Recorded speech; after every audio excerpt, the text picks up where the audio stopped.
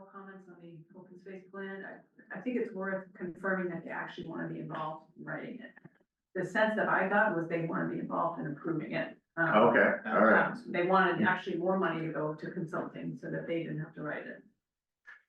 So it might be worth, if we do have that meeting. Was that, so the last meeting, you and I both were at, I had to leave after that discussion. Was there discussion afterwards, or was that kind of the No, takeaway from that's just from, prior meetings and Okay. and follow up with individual members. And I also think that it makes it difficult for different people to take different sections. When I was involved in it, it was really hard to kind of meld that together to get a uniform voice. So, I mean, that's an easy way to split the work up, but it may not be the best for the document quality.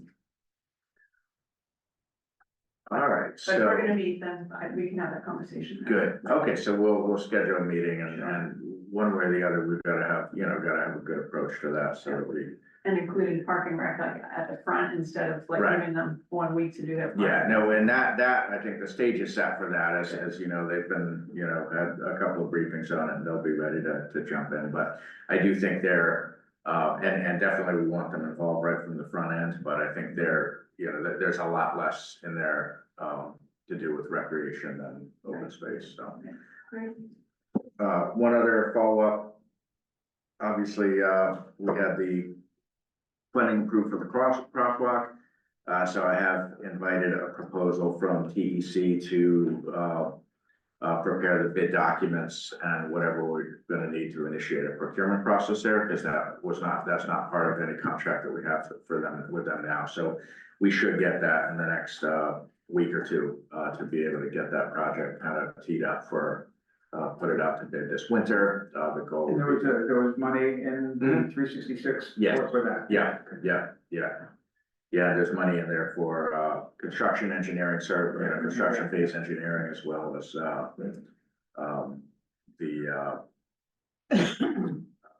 contingency in there as well. Great.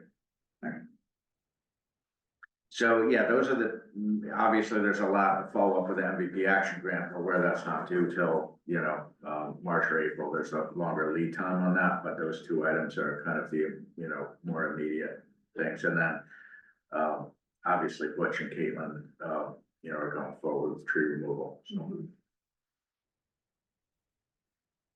So that was what I had there. Middle Street Bridge updates. I really don't have anything, much. We did, sign the construction contract. Caitlin signed that, SNR has signed that, Jenny has signed that. It's not yet fully executed. We're waiting for the signature from town council, but town council had previously reviewed and approved the form of contract. So it was Friday afternoon that Caitlin sent over to him the contract with everyone's signature but his, as well as all the attachments, the performance bond or the different things that the SNR had to provide, all of which they provided. So I thought I might have it today, but it should be within a day or two at the most that we'll have a fully executed contract. Related to that, we haven't yet received the scope and fee proposal from the resident engineer that we favored. That interview was just 2 Thursdays ago, so just 7 business days ago.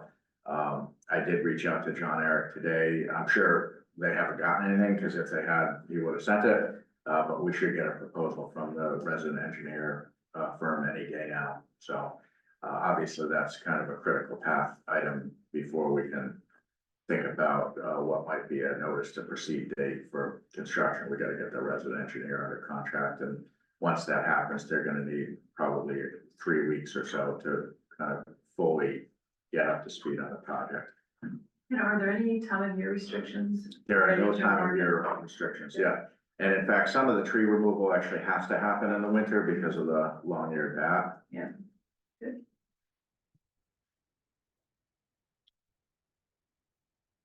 Next item, I included the flyer that we put together for the mailer, which is has a little bit more detail on it, which kind of gives you an outline of the. We don't have an agenda per se, but it kind of with that flyer, we wanted to give people you know, a good sense of what it was that we'd be trying to, cover that day. So let me just pull that up. Yeah, so this second page, so these are kind of some of the, you know, the key questions that were, you know, have we got the right focus areas? What are the other ideas people have, you know, so on and so forth. What? You're not training. yet.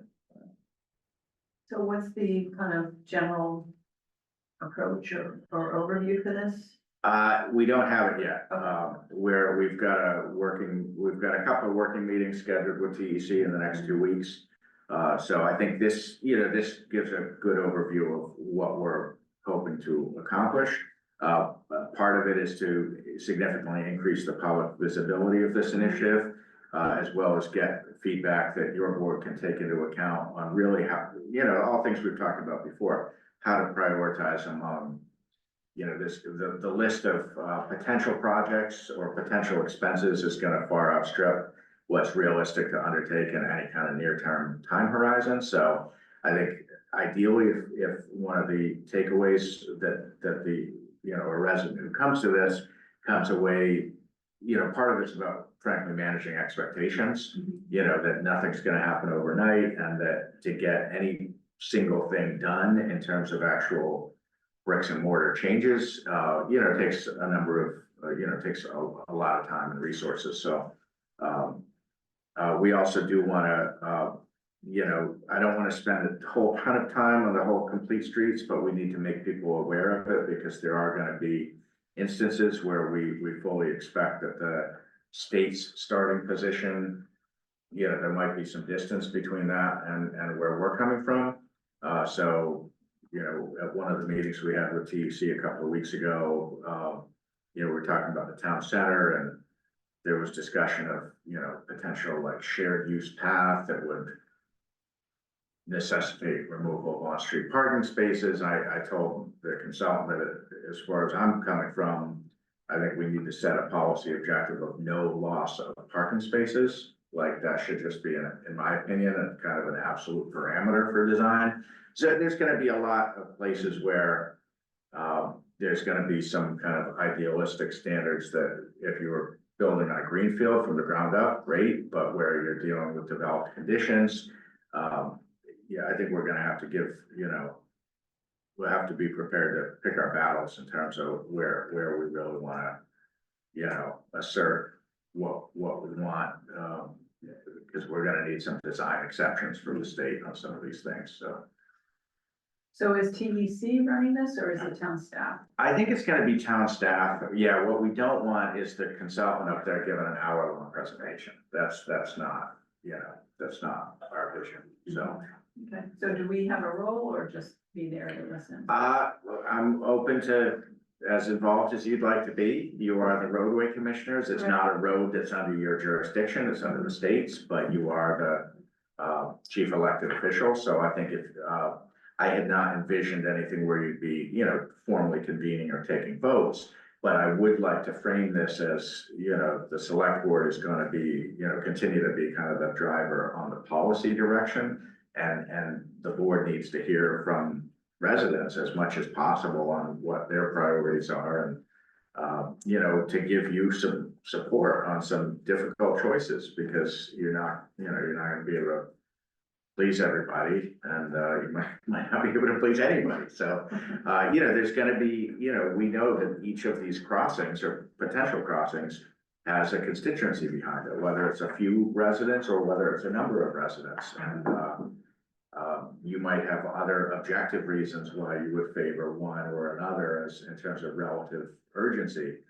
So I just think the more we can open the lines of communication so people understand what's ahead of us, and understand that while our end game for this is to attract non-local resources for physical improvements, if we're going to do that, we're going to need to continue to make investments in the soft costs to conceptualize projects and get them to where they're even eligible to be listed on something like the TIP. Okay.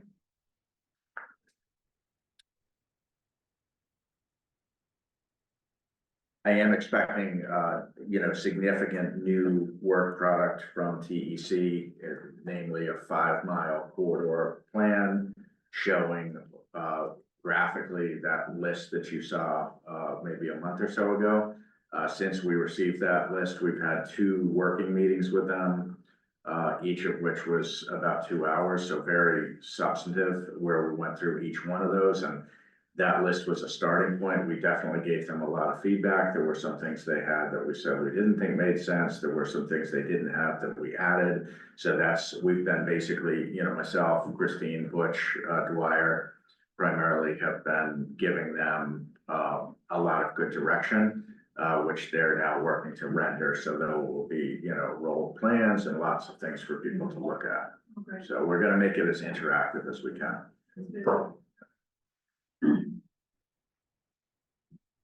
Next item, just very briefly, the Mass Municipal HR seminar. I did not end up going to that, but Rebecca went, and she was very glad that she did.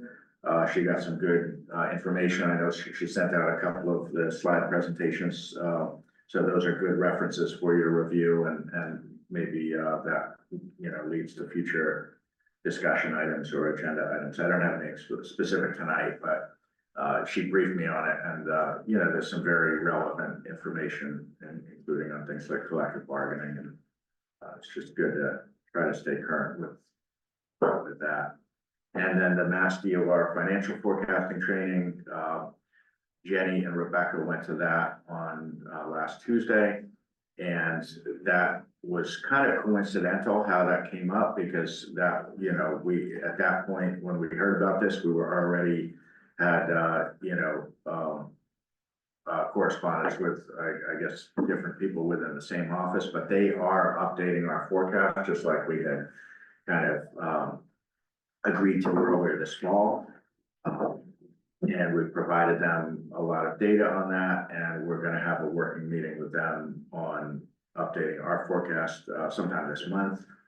And the training is more looking ahead to keep it updated year after year. And Jenny told me it was very, very worthwhile, and that pretty much all of the data that goes into this is stuff that can be extracted from the gateway, the DLS gateway reports that we, that are all populated with data we provide. So it's just a matter of kind of knowing where to key in all the data, but I think that's promising. So definitely a big investment of time. How will that interface with, I don't remember the name of the software, but the capital planning, The clear module, clear. Yeah. Well, it really won't. Yeah, okay. Yeah, it's 2 different ways of getting to the same place. Okay. So I'm not sure which is gonna be for the purposes of capital planning and projecting future capital expenses. The ClearGov, one part of what is really appealing about it is when you're putting in the project, you're also putting in detail where the funding is coming from, or where you're projecting it might come from.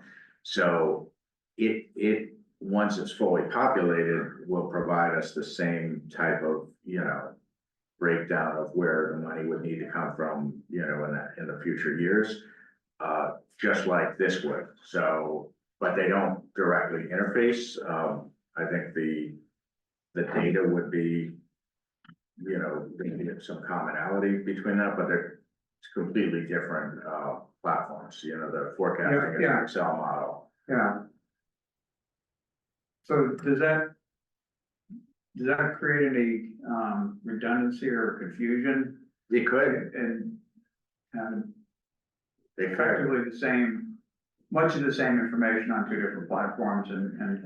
Yeah, except that it could. There's definitely work to keep. That's the downside of these things, is like populating them and keeping them current. Is a lot of time.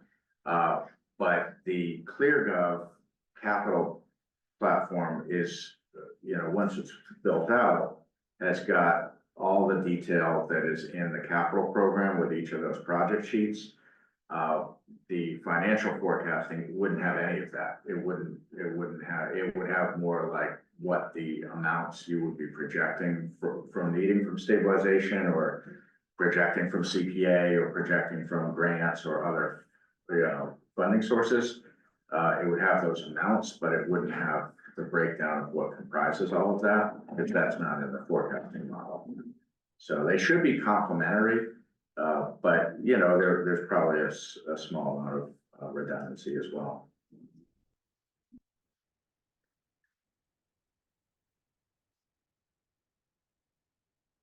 Any other?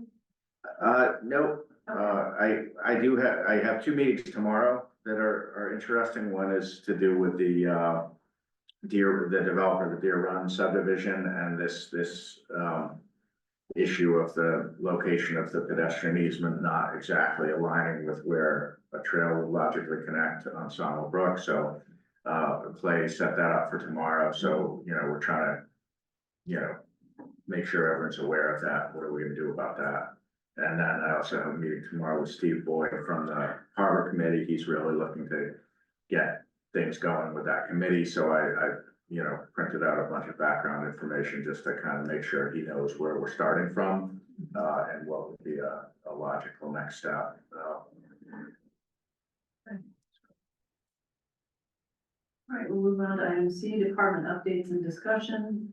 Item A, the Sage Center, there is soup with the senator. It's Wednesday, 11:30.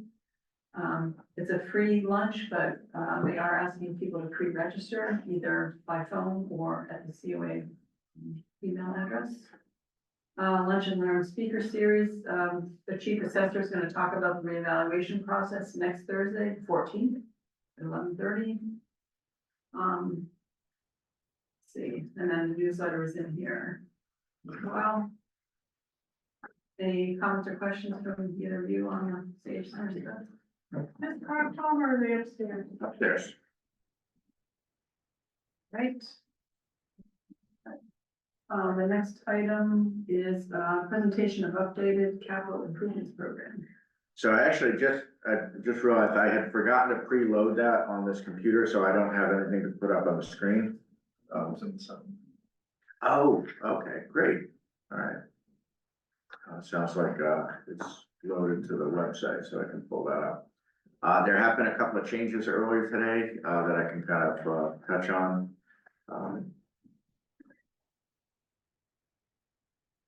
But I think it came together, pretty nicely. I got a lot of good input from the different departments. I actually think we are further ahead than we have been in prior years at this point. It's the same, it's, substantially the same document, but I think that, in form, obviously, it always looks the same. That's kind of the challenge on this is if people look at it and see a bunch of numbers and tune it out, it's gonna look the same every year because they're not focused on the numbers. But with regard to, each of the projects that are listed for potential FY26, and it doesn't preclude that there might be others that come up or others that are listed in 27 that come forward, but this is our kind of best guess of what we're currently thinking we might be proposing in January for a Springtown meeting. Each of these, I guess I'll just deal with them by department. The DPW, whether that's Butch's stuff or Brian's, is all, fully thought through. So I think all of those are very likely to turn into warrant article requests this winter. This one down at the bottom, the Coffin Street culvert replacements, this 500,000 is a placeholder number. We are expecting any day now, estimated cost from Williams Asparagus. So as a placeholder, I'm hoping this is way higher than it's actually gonna be. But we expect that any day. So once I get that, I'll update that number. The fire, there's nothing in there for next year, but obviously you need to be looking at the out years as well. The Page School, I had a meeting scheduled with Jonathan Seymour and Brian last Tuesday. I ended up having to cancel that last minute because my daughter was sick. I had to pick her up at school, so we met earlier today. And it largely validated what I put in. There are a couple of tweaks, so when I resend this out to the Capital Improvements Committee tomorrow for their meeting Wednesday night, there will be a couple of edits, so I can walk you through those, what those will be. This one on the E911, you know, PA and getting proper phones in every classroom. We all felt that whether we're in this building for 8 or 10 years or 20 years, like we feel we need to do that. We see that as a public safety issue. So that's what that is. The paid school elevators, this line is gonna change, in the information Jonathan had sent me earlier in October. It had said 75,000 a year, and meeting and talking that through, that's not. I think his point was that in any given year, there could be 75K of repairs. So the change I made earlier today, I just haven't pushed it out yet, is I am gonna continue to leave 75 in for FY26, but recommend that would be like a 3-year sunset. And that way, if it's needed in 26, it's there. If it's not, you know, no one's looking to spend money they don't need to spend.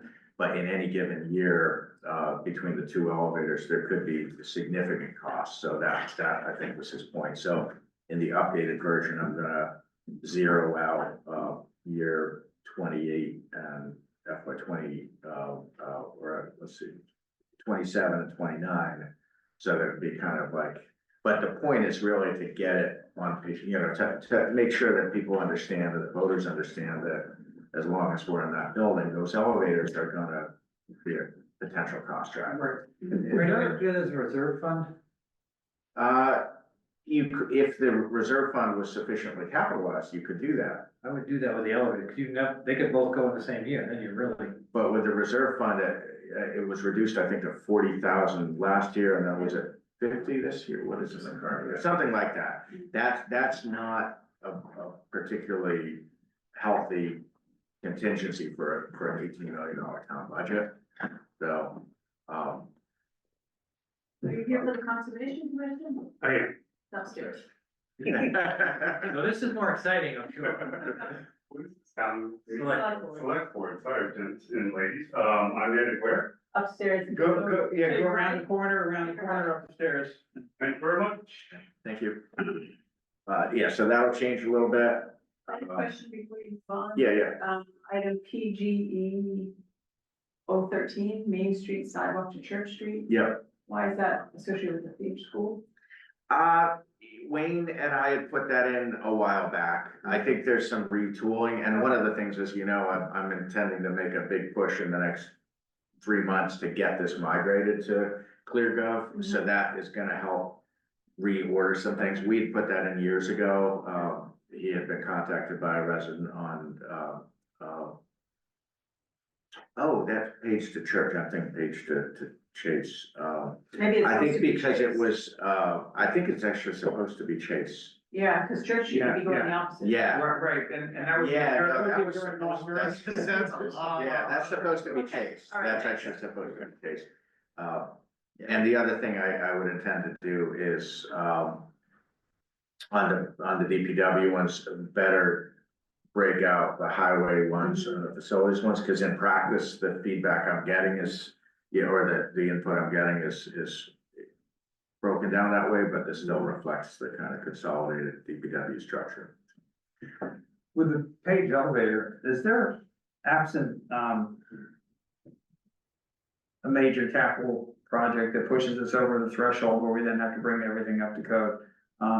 There's no time threshold that we're aware of where at some point we'll have to do something much more substantial with the elevator. Right. Okay.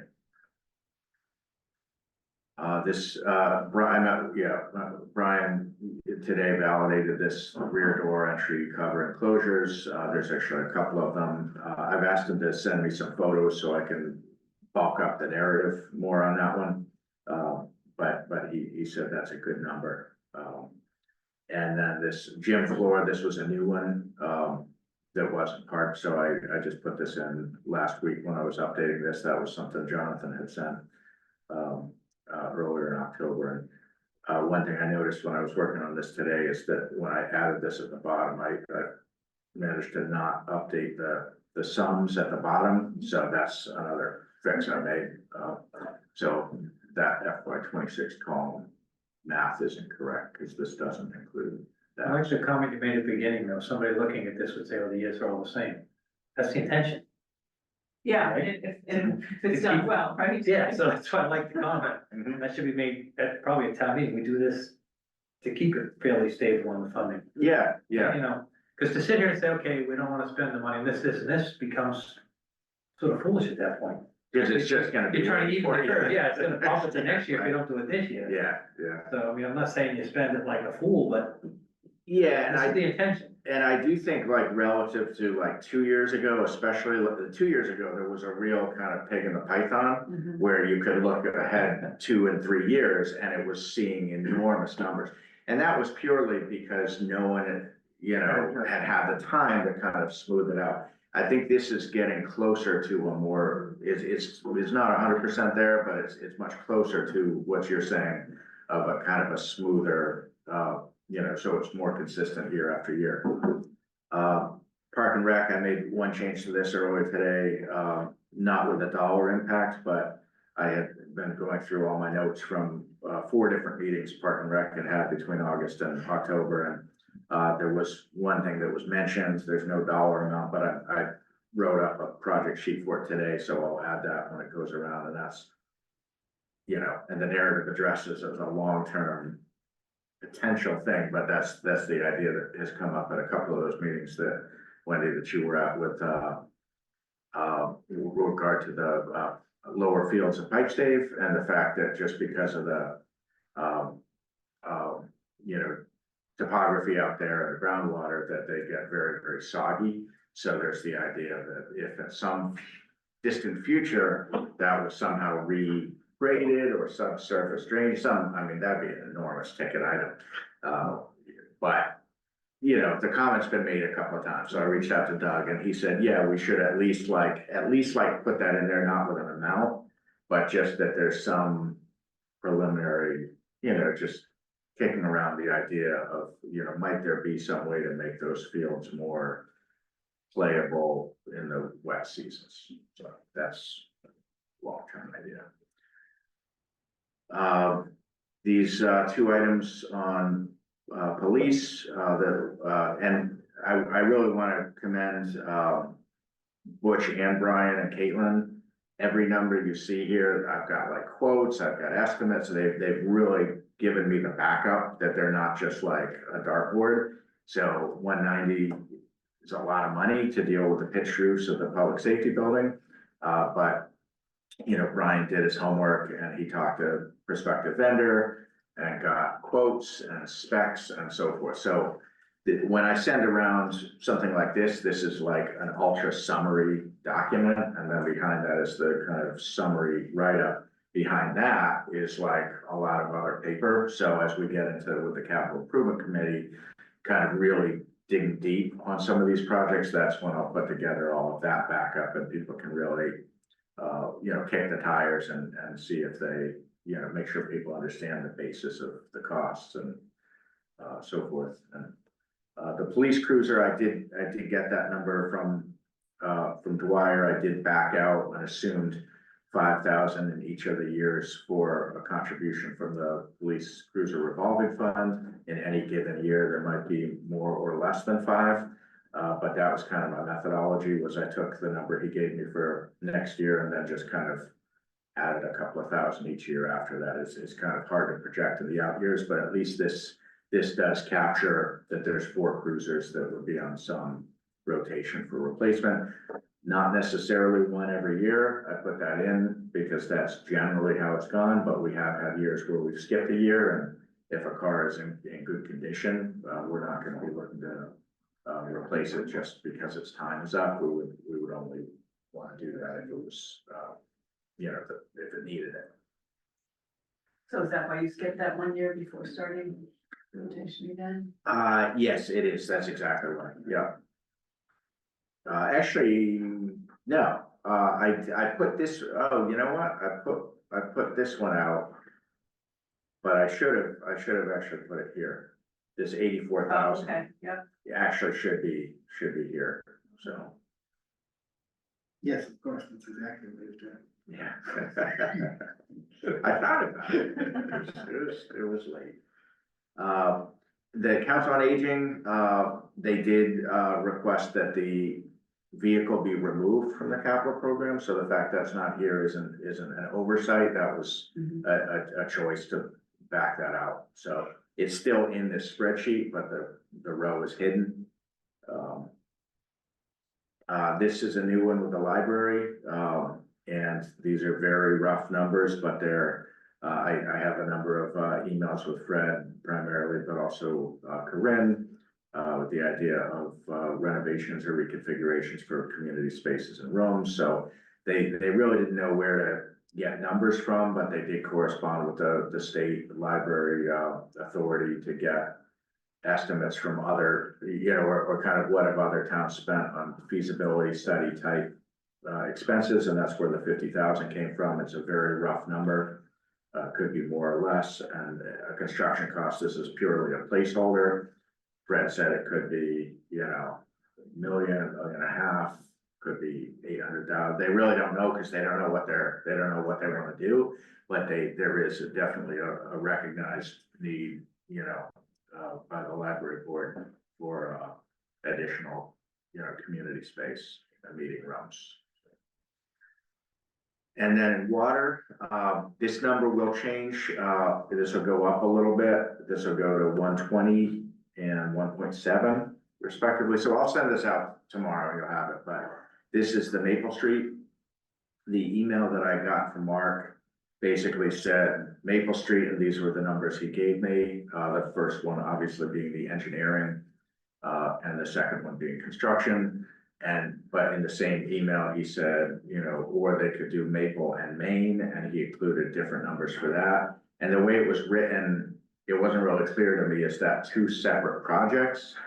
And so we had some emails back and forth, but I couldn't quite understand it. So I met with him today and got it confirmed that the second number was not a separate project. It was that if you also made some upgrades to some valves on Main Street, that it would be more like 120,000 engineering and more like 1.7 million for construction. So in what's on my desktop on my computer, I made those changes today. So I will, when I send this out, those numbers will be a bit higher. And I also wanted to understand from him, did that have anything to do with the Main Street, 5 phases of Main Street water main replacements, which are also in this, and they're not. This is just a very small, tie-in to, from where Maple intersects Main. So yeah, there've been some changes today, so I'll send out an updated draft. I did talk to Judy this afternoon. Capital Improvements Committee is gonna meet Wednesday night, to start talking about this, and to designate a member of that committee to kind of do a deeper dive on each of the sections. So that we'll be doing that over the next 2 to 3 months. So by the time we get to late January, it's time to submit warrant articles. There will have been some amount of vetting, and ideally the committee will have a good understanding of where the proposals are coming from, and what they would like to support. So The meeting isn't posted. it is. Okay. Yeah. Yeah, it was posted this afternoon. Okay, must be downstairs. No, the water. Yeah. Okay. Should be. Well, thank you for pulling that all together on top of everything else you're working on. I mean, I think Yeah. it's really helpful to the flow to have that up now. Yeah, I definitely think it's gonna, when we get to like February, March, April, Yeah, it's it'll be gonna more make time. things go Yeah. a lot smoother having, even though not everything's like fully, not all the details are there. There's actually a fair amount there, and there's more there than I've, than that fits into a spreadsheet. So. And it seems like people have been more responsive in getting you numbers that in the past. Definitely, Yeah. yeah, definitely, yeah, and I think it's, I think I'm getting back to the DPW, it's not just that Butch and Brian and Caitlin are doing a great job, which they are. I think it's also that, there's so much going on. I think from a workload standpoint, it allows them to each focus on their areas because they're not having to oversee all of it. Mhm. I think it kind of, you know, continues to validate the department structure that, you know, they're each able to really delve down onto their section of the organization. Which would be a lot to, you know, it's a lot to ask from one person who's also doing all the day-to-day, so. And I definitely think relative to like even a year ago and definitely a couple of years ago, some of the entities in town government that historically haven't maybe been as involved with capital planning, whether that's council on aging or library or park and rec, are now, whether they have a lot of projects or not, they fully get like what it's all about and why it's important, and that if they have something that hits that threshold, that they need to be part of the process, and I think that's, everyone's happy to be part of the process, so. Yeah, I think we're, you know, we're starting in a good spot. Great. All right, the next item D, board and committee commission updates and discussion. So there's the minutes from the climate change resiliency committee meeting here. Chris, do you have any questions you want to? Yeah, but first is a comment, and where it's becomes a public document, you want to put everybody's emails there? Have them all listed at the beginning. Oh, that's good. We do remove them before we post them to the web. Okay, I just, is in here. It's like, ooh. Yeah, no, that's part of the, yeah, we, either redact them, or in this case, they were actually removed, but yeah, we don't post that stuff to the, Okay, good. we try not to. Yeah, a lot of interesting comments, I guess, from some of the people there. The one that did seem odd to me, Stephen Swallow said that in a recent flooding incident, he observed geysers as high as 6 to 8 feet rising from River Road. Yeah, I don't know what to make of that. Yeah, I know what to make of it, I just don't know what. Yeah. Okay, What's That would be- conversation. Yeah, so, I mean, the framework of that comment was about the road being undermined across from the field and how, you know, water's flowing under it. But Yeah, I don't know, I wasn't gonna challenge that in a meeting. okay, I just, Seems extraordinary. okay, other than that, it's a good read. I did have one question, Rick. I mean, I noticed that it's very intentional that the climate change resiliency committee members did not participate, you know, in the meeting. Right. But given that 3 of the members are also River Road residents, I'm just wondering like what the thought is about moving forward, because in the audience, if I didn't know, I would assume Nancy was speaking for the town. And she's a climate CCRC member and River Road, so just wondered what your conversations have been Yeah, about that, okay, well, how to separate those two. okay, well, I guess our focus was on trying to make sure the neighbors were communicating with the neighbors. Mhm. And because ultimately, that's very important for this going forward. If whatever goes forward, it's important that, you know, that the neighbors are communicating with each other. And, so, you know, I think there's some, I know on my part, there was some purpose in not speaking up, not. Yeah. You know, I wanted to make sure that they come together.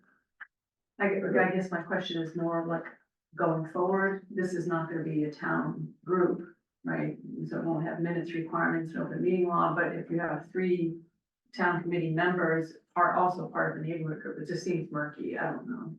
Especially at the end, they were kind of trying to recruit neighborhood members, and so what if you had a quorum of neighborhood members on the Yeah. CCRC, it could. Yeah, that would be an issue, I just wondered if you had conversations as a committee about how to manage this neighborhood group and what the overlap with the committee would be. yeah, Might be something to follow up on.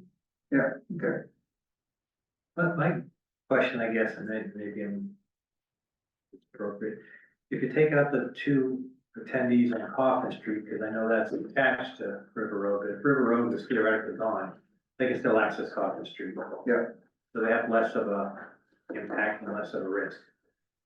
So I just took them out of my head.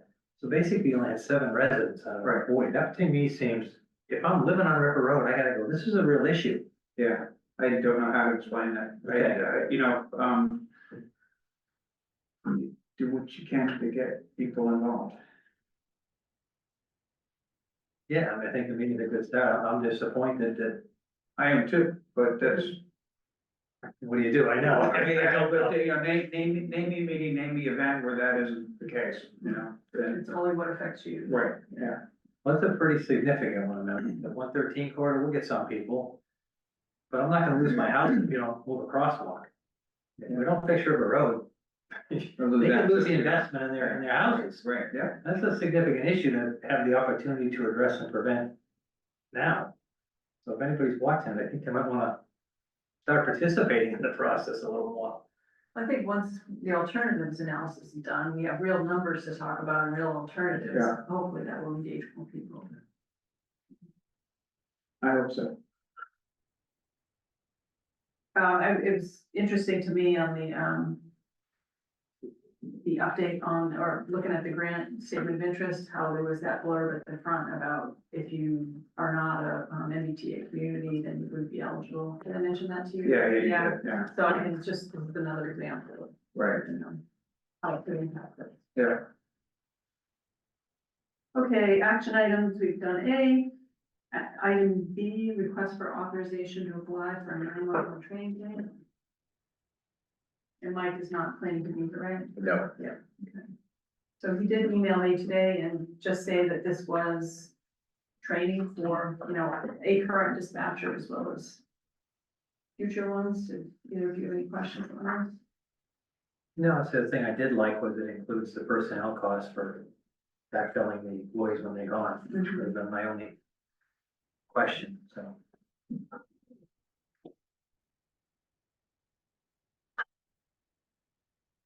Comments? No. Makes sense. So, if you want to include the training grant for the dispatch, 911, that's submitted. Sorry. All in favor? Aye. Aye. Okay, the next item is ARPA. So, let's see, so. One thing I wanna just, preface this by one of the kind of loose ends that I still need to tie up here is, for the allocations that you've already voted, shown on page 32 of the packet, there are gonna be, you know, some amount of, you know, let's call them turnbacks.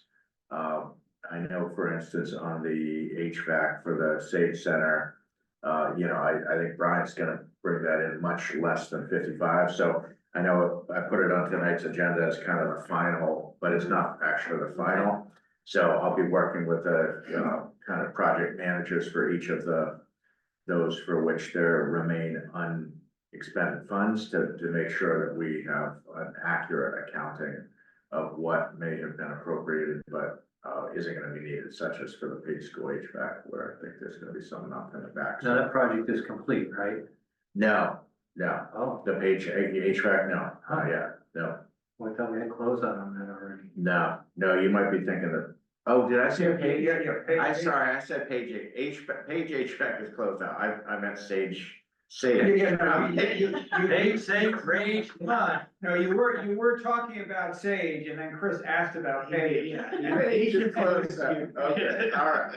So there is a turn back on page. It's been 108 change, you had 115, so that someone has to get accounted for. Same with Yep, the yep, page school. well, no, skills. but you voted that. You already voted We already that. turned back the Yeah, balance. so that's where this negative number, Okay. the formatting's a little wonky, but yeah, Same with the sills, that money was turned back, the sills, no, because that's, still open. still open. Yeah, so I'll be working with, you know, with, like I said, the project managers for each of these to figure out exactly where things stand. And once it's complete and there's no more money needed, that we get that money back into the mill so that it can be So allocated. we have 38,000 left, the potential to increase it marginally. Correct, yeah. So when will you reasonably know that? I mean, it might not be Like, what if you find out? I think in it could be, December? I think for the next meeting, I think. we Oh, could okay. have Yeah, and in the worst case. Yeah, I think we're within reach on a couple of those. In the worst case, even if it wasn't for another 2 meetings, as long as it's done before the end of December and we could allocate it to the Yeah. Street Ridge. That's right. That could suck up anything we have. Okay, so. Or somewhere in it said that, right? So the request that we have in front of us tonight is the firefighting gear, and there was the amount, let's see, the amount was 21,268. Was the quote that Wire provided for 5 sets of firefighting gear. Is that with or without PFAS? I think that was without PFAS. Yeah. Yeah. It's 18. That costs extra. To not get it. It costs extra, right. I have a different quote, I have 18.6. But there's, yeah, because there was a follow-up email where he said, I think it was in, 2,500, I think. yeah, at 2,500 to replace the internal moisture barrier with a non-PFAS option. And so I had a follow-up email with him so I said, I added the two together, he got back to me and he said, yes, that's correct, so. So is that both the pants and the jacket? I wonder. That $2,500? Because with both the pants and with the jacket, it says contains PFAS.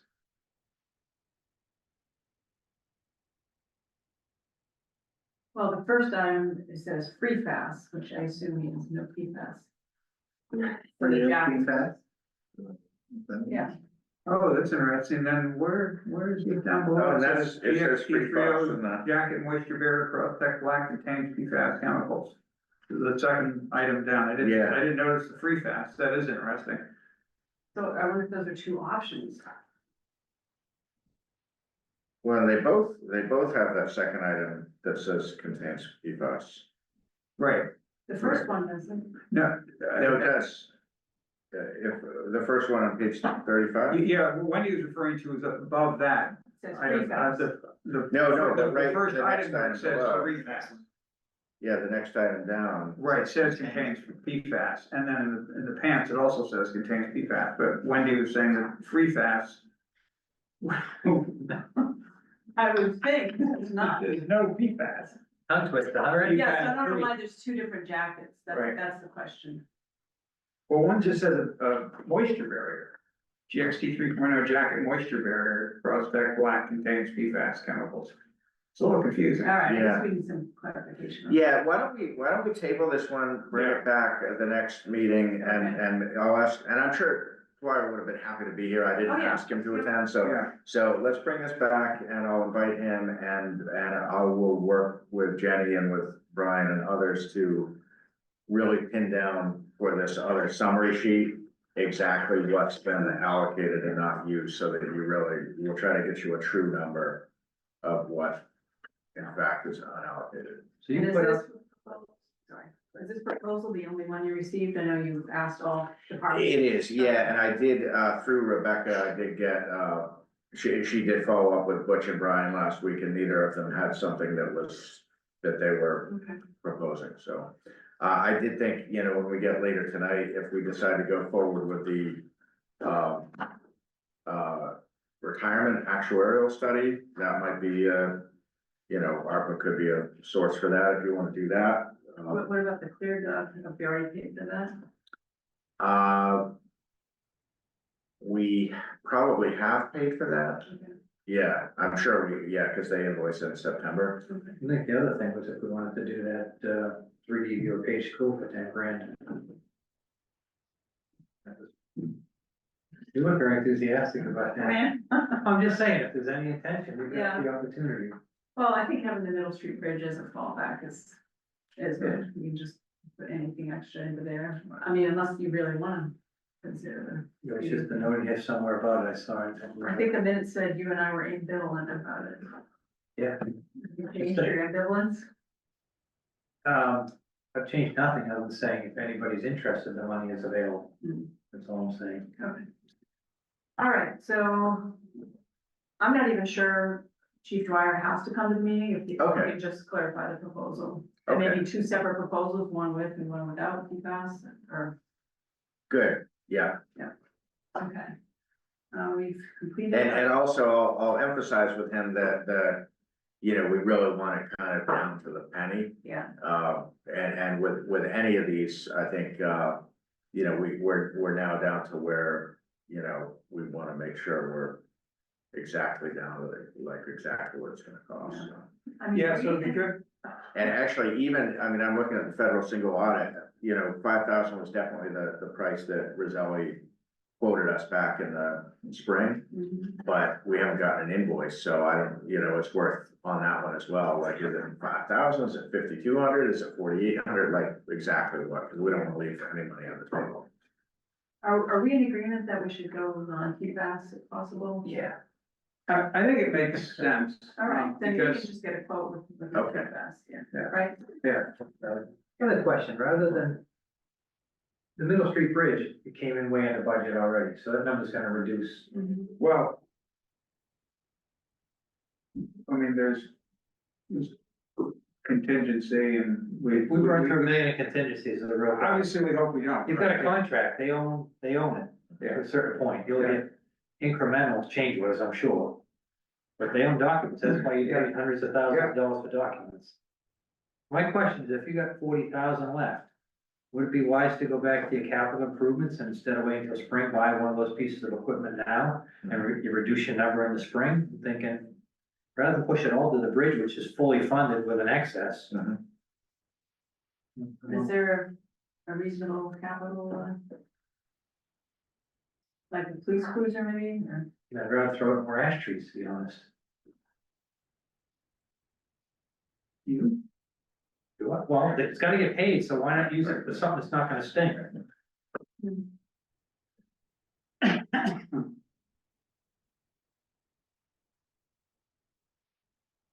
Utility tractor?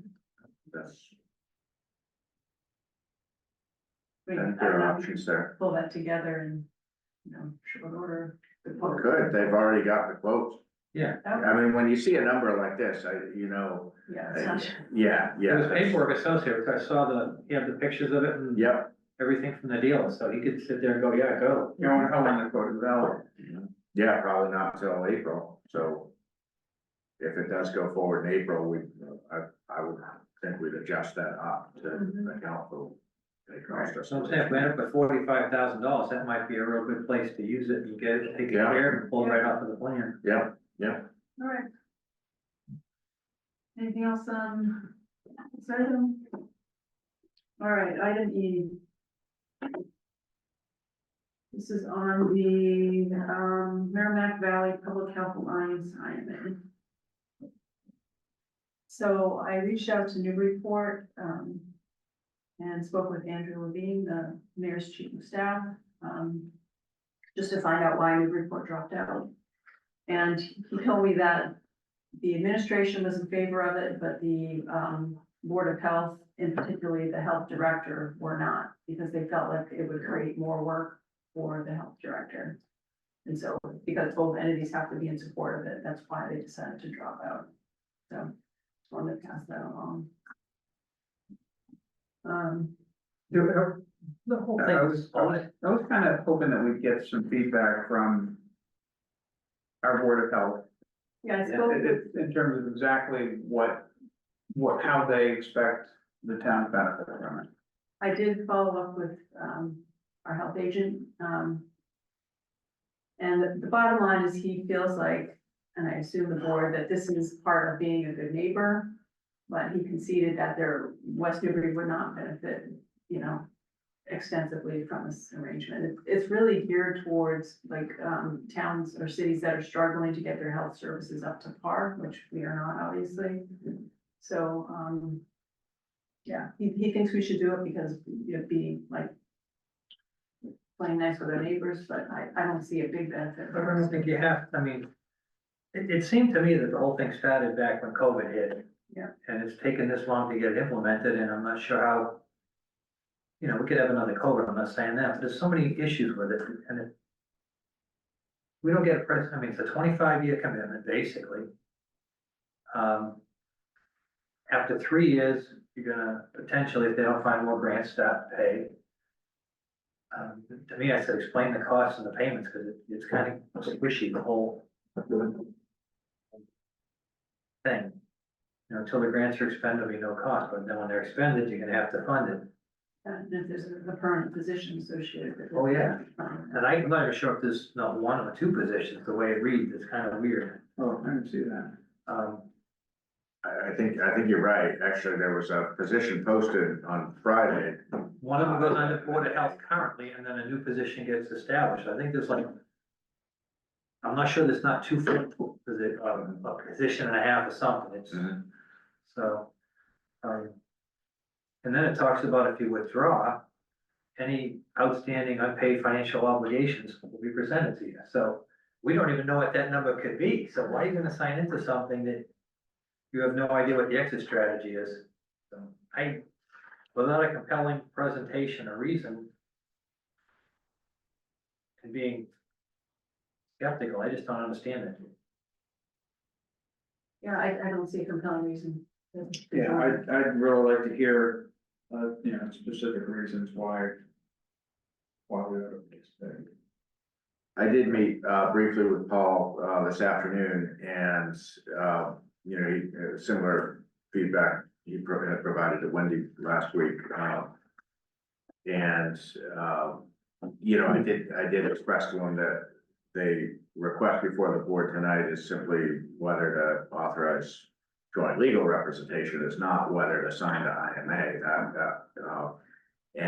You know, I shared with him some of my concerns about the draft IMA, including the term and the fact that you can't withdraw without both boards' agreements and so forth, as well as prospect of future costs when the grant funding dries up and so forth. And, you know, he did, you know, say the same thing to me that Wendy summarized as to, you know, it was about being a good neighbor, and that, you know, he did feel that if, that, you know, I think he would, while he would like to see the town participate, he would rather see us or see this board provide kind of feedback on the IMA, if there's provisions of the IMA that would be problematic, and see if there might be an opportunity to change that IMA, rather than just saying no. So that's something, you know, I already, you know, a year ago, when I was really going through some of this in detail, I came up with a number of, you know, pages of handwritten notes of my own concerns, which I never have taken the time to kind of type up and send around.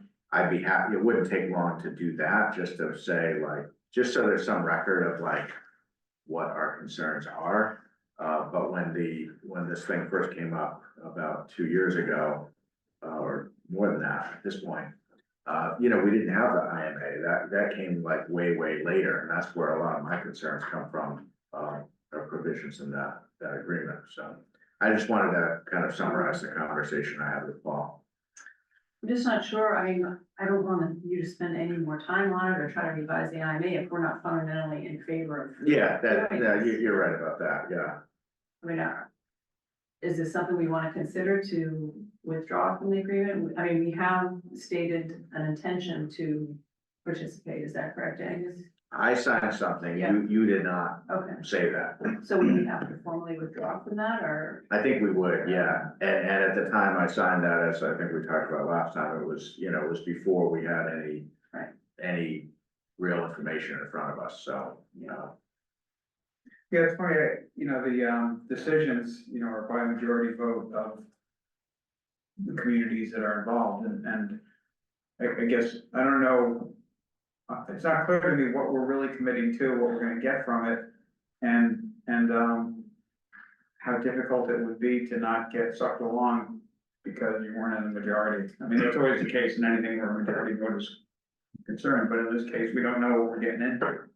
Seems like a lot of what they're after is like inspections for restaurants and those kinds of things, which doesn't really apply to us. That's what, Paul was saying, is that, you know, we could get assistance for those kinds of things. Sure, what it's fixing, what problem is this fixing for the town? Why do we need it? I don't think we do. I think other towns and cities need it, and I think we're just getting pulled along, so it seems like. Well, they said on the. They get more money. Well, I think they accepted a grant, now they're trying to validate the grant, I'm not sure that's the path that we're gonna go down. Yeah. But we're supposed to be addressing the legal component first, I don't care especially. Legal, if you're not gonna embrace the rest of it. So, what do you wanna do? Is there any information that you're interested in seeing that would change the way you're thinking, or you feel like you have enough information to make a decision about whether? I'm not even sure I'm looking at it, that's how confused I am, what is it fixing, what is it doing, what is it helping us with? Yeah, Other than creating more paperwork and. right, Yeah, I would like to hear something directly from the Board of Health. Whether it's from Paul or from somebody on the board, explaining exactly what we're going to get, how we're gonna actually benefit from it, and. yeah, I think he was hesitant to appear in public meeting and give his opinion. Yeah. Okay, Do we have to make a motion for Angus to withdraw? I don't know what would be. I don't think so. You didn't make a motion to But I just participate want in to the be, first place, if so. we're not gonna participate, I just wanna be clear so that they can make whatever adjustments they need to make and. Yeah. Grant funding. Yeah, no, I would definitely notify them, Okay, tomorrow of, but I think a non-action is an action that I can move Okay. forward on. all right, Um, so we need a vote for that? Or not? we need to vote to not have, joint representation, using KP law on something that we Sure. don't intend Yeah. to go forward. I mean, I don't know if you need to, but at least it answers the question that's been presented to you, so. Well, I think you ought to address the bigger issue if you're gonna make a motion, don't just Well, you address the don't wanna legal make a component, motion, address that way the, we have no intent of joining up with the full plan. You don't leave them hanging, Okay. they might just be thinking, oh, you don't pay for legal, no, the issue is we don't agree with the whole concept. So we would decline to participate in the interview municipal agreement? Respectfully, It would be more along the lines of you would, the motion would be to participate, and then it would be a negative vote towards that.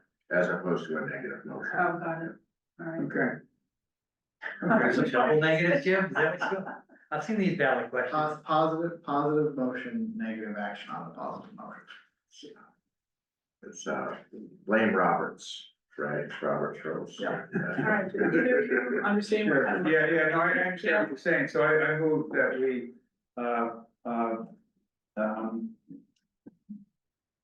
vote for the town to join in the regional health collaborative, and taking advantage of the grant opportunity. Is that? But that's not actually the question. Oh, that's right, that's right, the question right now is the legal representation, okay, so I move that we Sure. give KP law, approval to jointly represent, West Newbury and, all the other communities, Merrimack and Newburyport, Newbury. And Georgetown, whatever additional communities there were. The motion's right. Yeah, okay, oh, there we are. I think you've done fine. Okay. Yeah. All right, So, is there a second? Laurel seconded. all right, any further discussion? All in favor? All opposed? No, Nay. nay. Chris, did you vote? I said nay, All right. All right, Thank you, Bella. NEIGH. You got it I right. wanna hear it. All right, so you will communicate and. I sure will, yeah. All right, item F, proposal from Weston and Sampson. So the means of approach to the site is still not determined. Does it make sense to move forward with authorizing the base scope? Okay. You're gonna have to do it one way or the other, right? So if you have to pay the extra money and deal with it, we've got what reserved and we can. Right. I mean, I think that 10,000 seems very high for an NOI, but Very, very high, yeah. yeah. Let's hope we don't need it. Clay's response was pretty, Yeah. cooperative. Yeah, and I spoke with him again today, and I spoke to Butch, and the two of them are gonna work together with, and figure out exactly how to get there, and whether it needs any environmental. So is somebody from, Weston and Sampson gonna come to look at the site, or are they going to make that determination? Well, I mean, if Jill's been out here, right? Yeah. Didn't you say the drill rig was not that big? Well, that's what they said, it's, It shows, it looks like a snowcat. It's- Yeah, I wasn't yeah. there. yeah, it's like a small snowcat, like the old, the So it could fit- 50-year ago snowcats, so, you know, It could it's fit on the probably existing 6 road, feet right? wide or something, and, you know, 5, Looks 6 like a feet. sidewalk snowplow. All right, so it could go down the road that's been cleared. It would just need mats. It's wetland crossing is the issue. Yeah. But The Clay said river or the wetlands?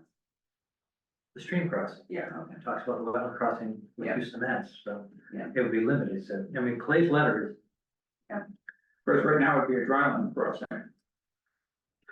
That could change. I mean, I said it last week, or last meeting, kind of joking. I said, bring in a helicopter, if you got $10,000 to file notice of intent, I'd pick a helicopter for $5 grand, throw it in for the damn, pull it out. Yeah, is there a place to drop it? Cut some trees, that's cheap. I'm just saying, well, outside the box, man, come on. I'm not talking to cereal box. All right, Other questions? What? So we have a letter from somebody, Wendy Reed. yeah, In the letter, talks about the transect line, it's the response to the questions yeah. and everything else. You would not be in favor of increasing the scope in this way.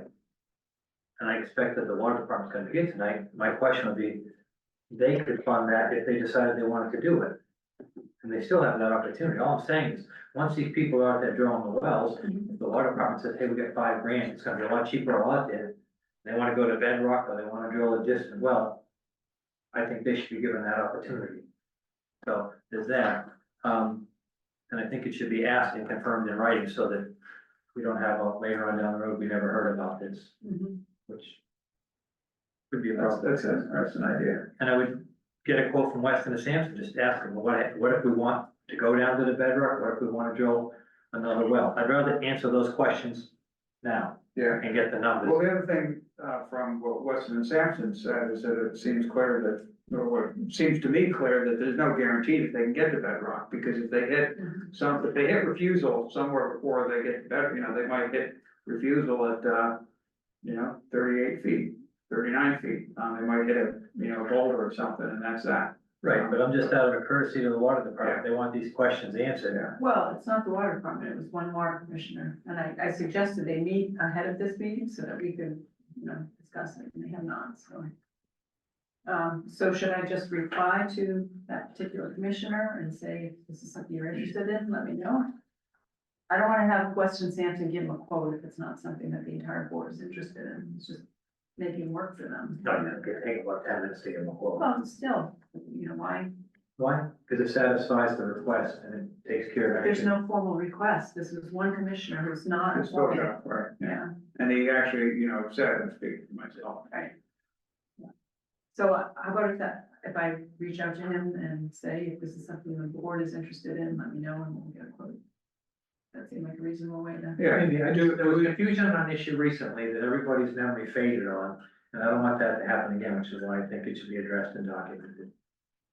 Rather have it clean and crisp, rather than, Well, if I Yeah, send an no. email, then we that's. never had a chance to drill another well, I don't wanna hear that. All So, right. however you wanna deal No with it. guarantee.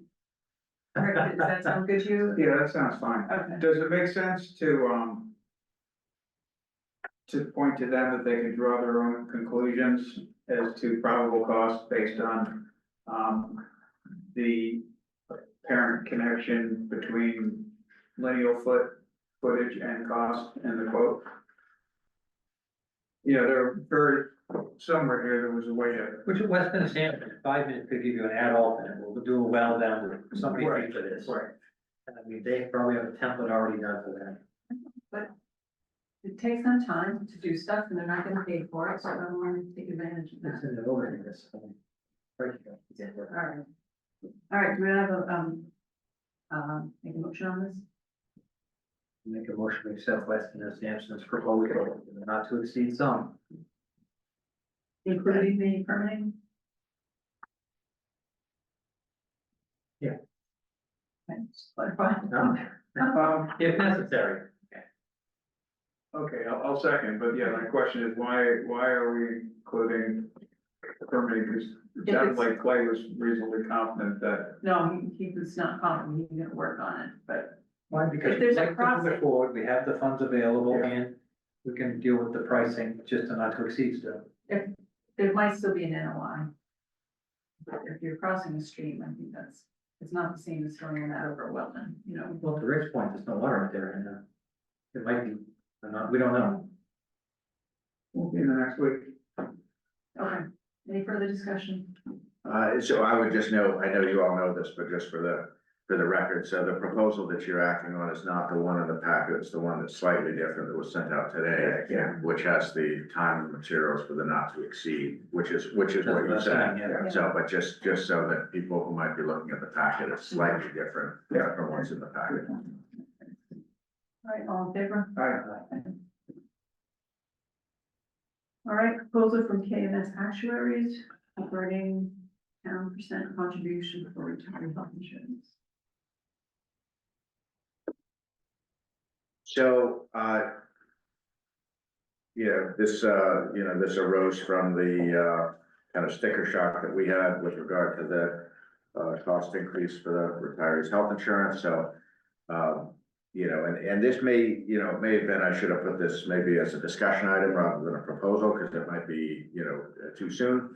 But we thought we knew that in order for the town to consider any change in the 50-50 contribution for retirees, we would want to know what the cost impacts of that would be, both near and long term. So we took the liberty of inviting a proposal of what it would take to actually cost that out. That's what we have in front of us. So I don't know if you have enough information to act on that tonight, or if you want to talk that over further, but it's something that could be initiated sooner or later. There's not like a, hard timeline on this. It's just something that, it's something we have at a staff level kicked around over the years, and it was just this recent cost increase that made us wonder, is this something we want to look at? I don't know that this matters, but I did have some correspondence with Tracy Blaze last week. She reached out to me to find out what our renewal rate was, because she had got something similar and wanted to know if they were an outlier. And actually, their rates were a bit higher than ours, and she said that for them, they're at 75% local contribution, so this is like a major budget issue for them. I have no idea what other towns' matches are. I do know 50% is the state minimum. So what is the non-retiree match? That's 50, right? Or 75? For the employee match, 65-35. 65. Yeah.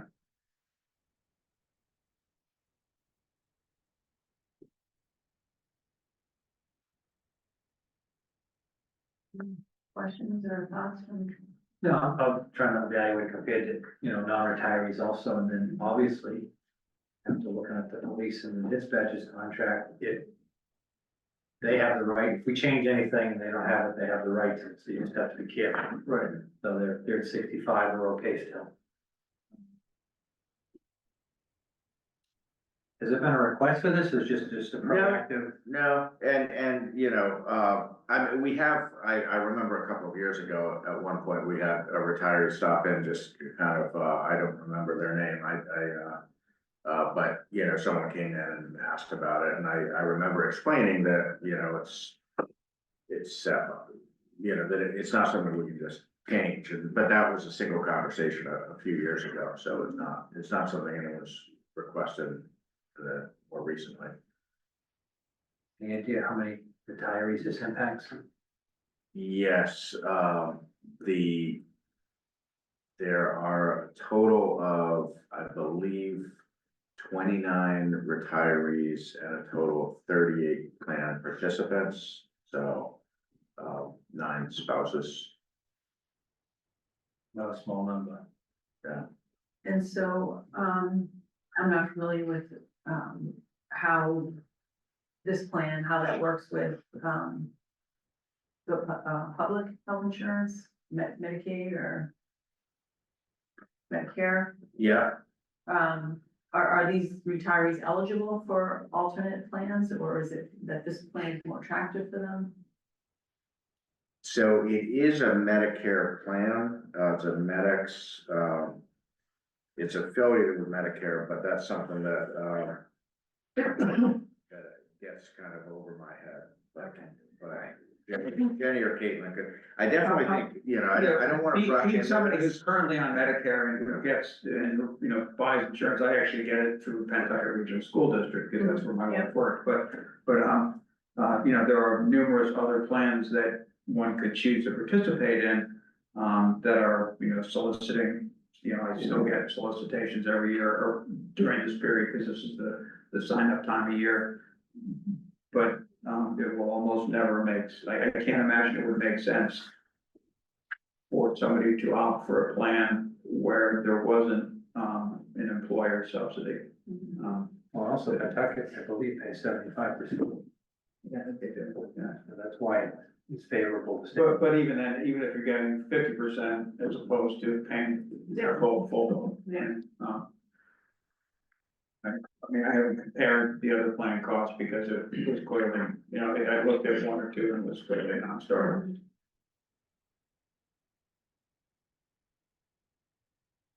So any additional information we would like to have in order to consider this? Well, all we're looking for is to see if we're gonna fund the study.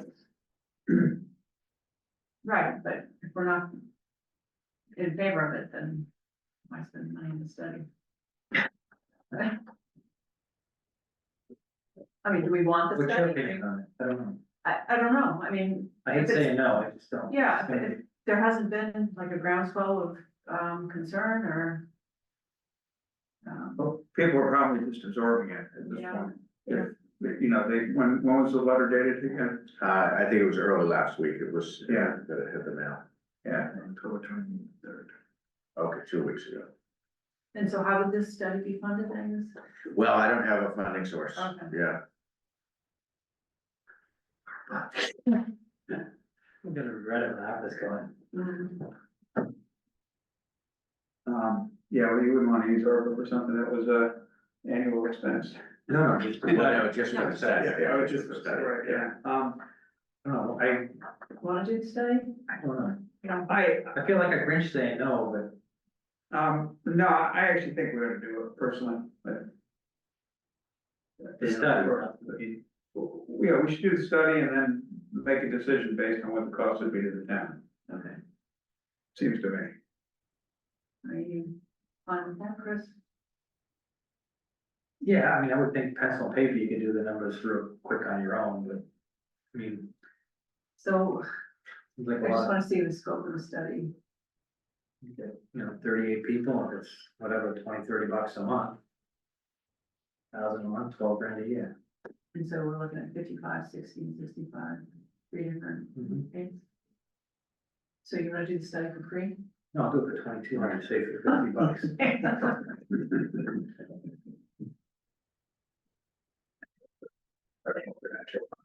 Oh, yeah, it'd be like a little cat print. Maybe with hot chocolate, by the way, too. Yeah. All right, what do we wanna do here?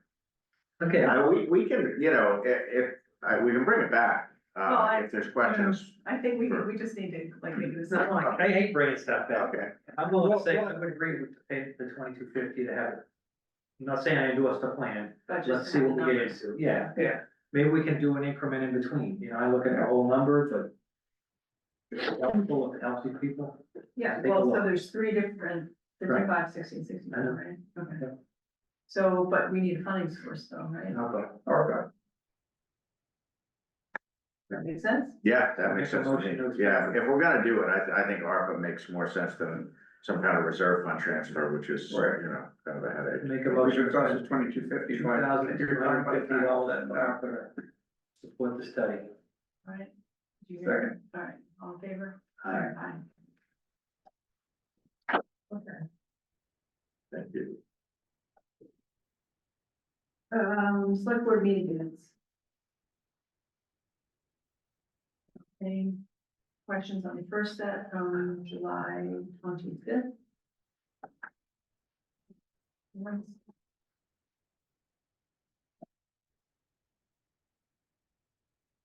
Yeah, motion to approve the minutes for July 25th.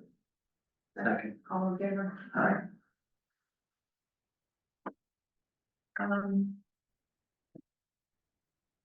Did you leave nuggets in here for me, Chris? Maybe, I'm not, it was took a lot of work on this one. All right, item D, A. Fourth, fifth sentence down, while suggested an intriguing alternative, I don't think we should have like an opinion in here, so I would strike intriguing. And Like the mistake. instead of swollen, I would say, something to do with climate change. Impacted by a rising Merrimack River or something like that. Do you see where I am? Yeah, well, I got it. Okay.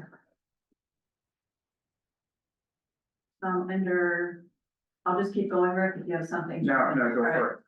Action item C, item A, like midway through, it says Chief Dwyer zoomed into the meeting. Is that like an actual verb? I think it is It's now. that. Is I it? think it is now. All right. Our language, Is that? it's an evolving language, Superman came on everything. It is a capital Z, so. Yeah, you can put quotes around it. It can be joined the meeting by Zoom. Or we could just join the meeting remotely. I think actually using Zoom to me, I mean, it's now, it's part of our language now. He's a Zoomer. I don't think it's serious It's not that enough yet. for our. Join the meeting via Zoom. Move it to that. Okay. Item B, right before the motion, it says Hamilton said she would bring up myopia, I would just say call. Yeah. You've been spending enough time in the UK, nor have I. All right, item D, this is a question, they discussed the prior request of this applicant, I don't think that's correct, and the quality of his pitch to the board. And I don't think we discussed, We did mention it. They were prior requests, I mean, it was just the one time, The one, not this time, but last. right? Yeah. Yeah, so it would be singular. Do you want to say the quality of his pitch to the board? Yeah, I would say instead in his proposal to the board. And then the last sentence, this is a question, did we agree to run it by town council or just by the insurance company? I don't recall asking town council about the hunting liability. I believe it was just insurance. Well, I think I talked about going to insurance, but that if it became a legal question, and I did end up bouncing it off Tim, Mm-hmm. but I seem to recall saying something like, I wanna go to the free advice first.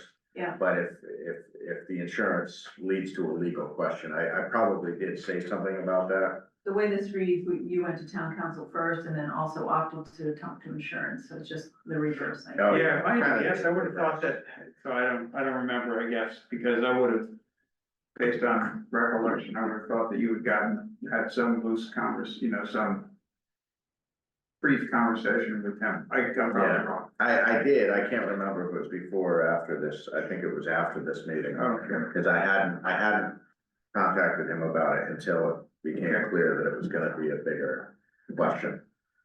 And I really actually didn't contact him about it until I'd had multiple responses from insurance that still left me with questions. Yeah, so maybe just reverse the order of those two sentences. Item E, like the last, referring to Brian Richards, just the title is wrong, he's not buildings and ground superintendent, he's facilities supervisor, is that correct? Facilities manager. Facilities manager. And I've also noticed on the DPW website, for Butch's title, it has facility or highway director, which is not, if we could just try to get the titles right, I think it would help the public. Yeah, good, yeah. I think that's the last one I had on those minutes. So I actually want to make a note of that. So Brian, because this came up in conversation the other day, Facilities manager. facilities manager. Yeah. Okay. Make a motion to approve the minutes of October 10th as revised.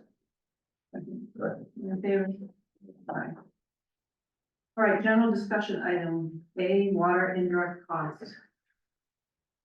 Okay, so I had actually started a memo on this on Friday, and then I decided to put it aside and focus on the capital program, so I never did finish it up, but I've got the start of a much more substantial memo to kind of, because all I included in here was the policy as well as, an excerpt from some state guidance, just to help frame, basically make sure, you know, everyone has some,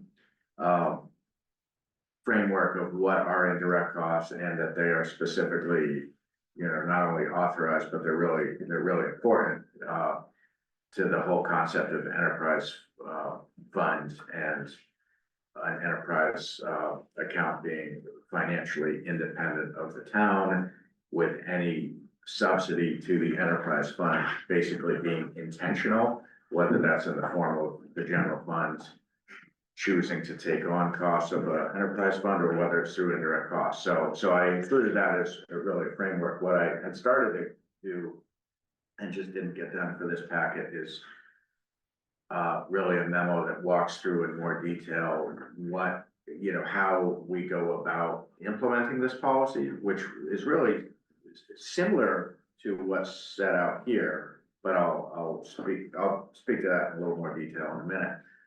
But also I have a Excel spreadsheet on my computer with the last 6 or 7 years of what that actual amount has been, how it has changed year to year, percentage wise, dollar wise, and how that change has compared to how has the general fund bottom line budget changed. So for instance, you'd be able to see in FY, and these are not real numbers, but let's say you'd see in FY 23, let's say the general fund's non-education budget went up, let's say 4.5%, yet the indirect cost went up 2% or whatever the numbers are. But I have all that on my computer because I track that, and I have been tracking that for the whole time I've been here.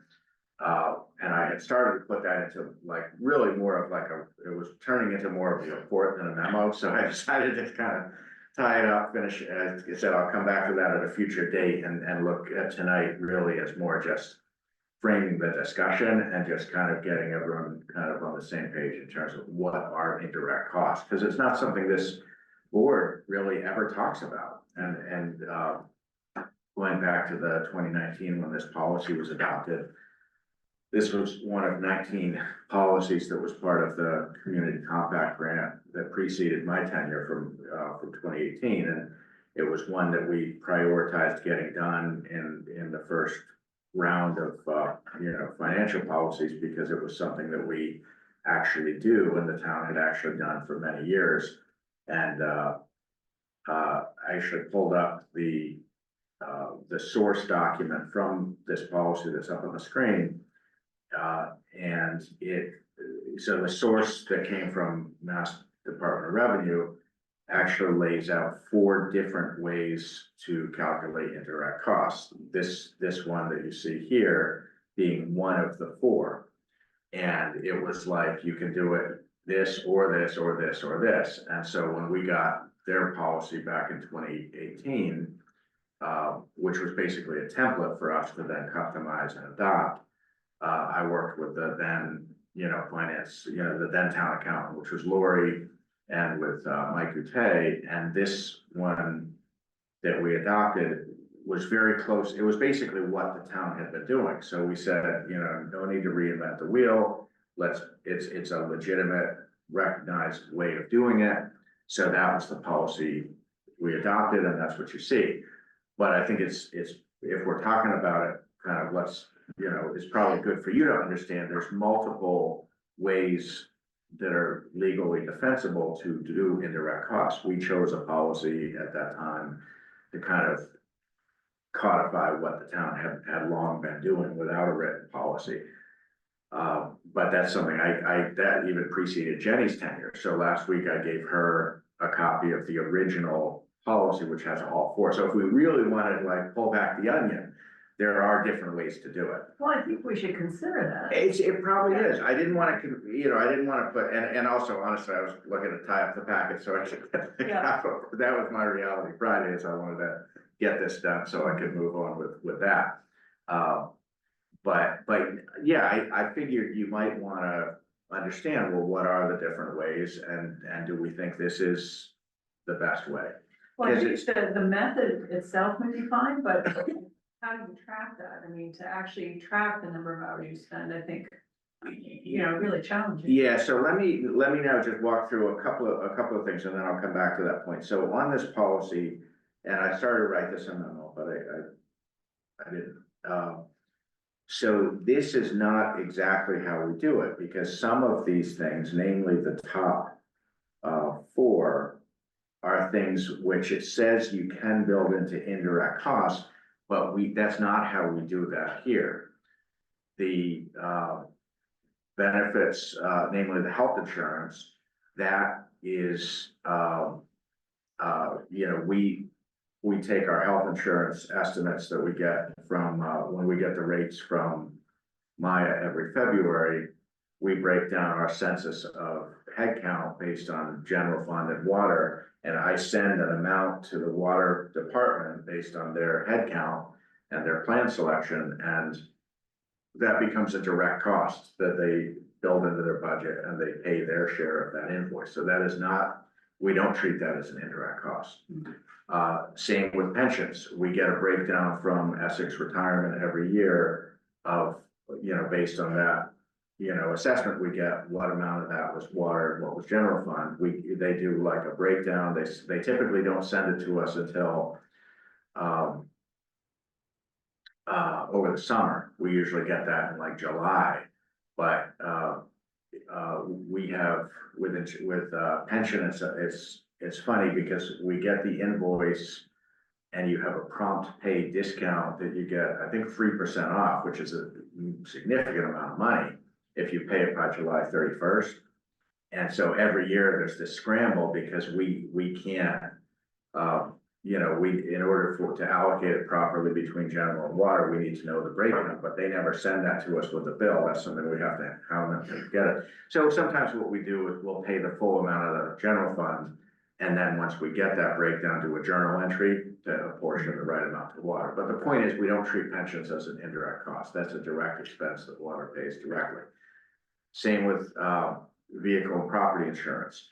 Similar dynamic. When Maya gives us their estimate of what our insurance rates are for the subsequent fiscal year, it's based on, we update all of our property inventory and our schedules and all of that. But we don't actually get the bill. We don't actually know exactly what it's going to cost until they send us the bill, which is typically in the summer. And at that point, they do a similar thing that I described to pension, where they then break it down between general and water, and we bill, or the water department directly pays Maya for their share of the insurance cost.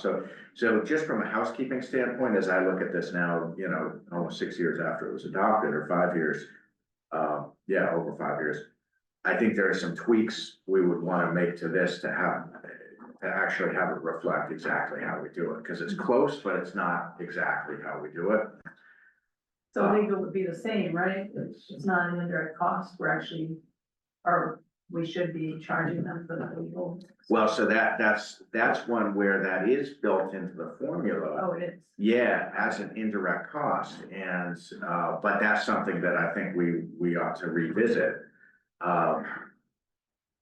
My only concern about that is there are going to be times that, my office or this board wants to have legal engaged on water related matters. And if they are paying those expenses directly, they may be less, the Board of Water Commissioners may be less inclined to do that. So for instance, if we want to make sure town council is reviewing a construction contract for a, water main replacement, right now, where it's treated as an indirect cost, we can do that. We might end up, that's gonna cost the taxpayer, but that might be in our interest to have legal engage. It's in their interest too, whether they know it or not, but. I agree with you, but it's definitely something that. If they decided not to do it, we thought. Yeah, of course you If could. we have Yeah, to of sign course the you could. contract, Yeah. why would we sign it without? Well, we're not signing the contracts for their construction contracts, right? That's a whole other can of worms, so. Well, I'm thinking of something like the union thing coming up, we're gonna be involved with that and the legal there, and Right, So. Yeah, so I definitely think legal, warrants cause right now it is treated as an indirect cost. It's built into the expenses that are then apportioned. And so this circles back to the point you made a minute ago, Wendy, is on this thing, which is really the heart of it, because when you take out those other things that are treated as direct costs, this calculation that you see here is really comprises probably 75 or 80% of the amount.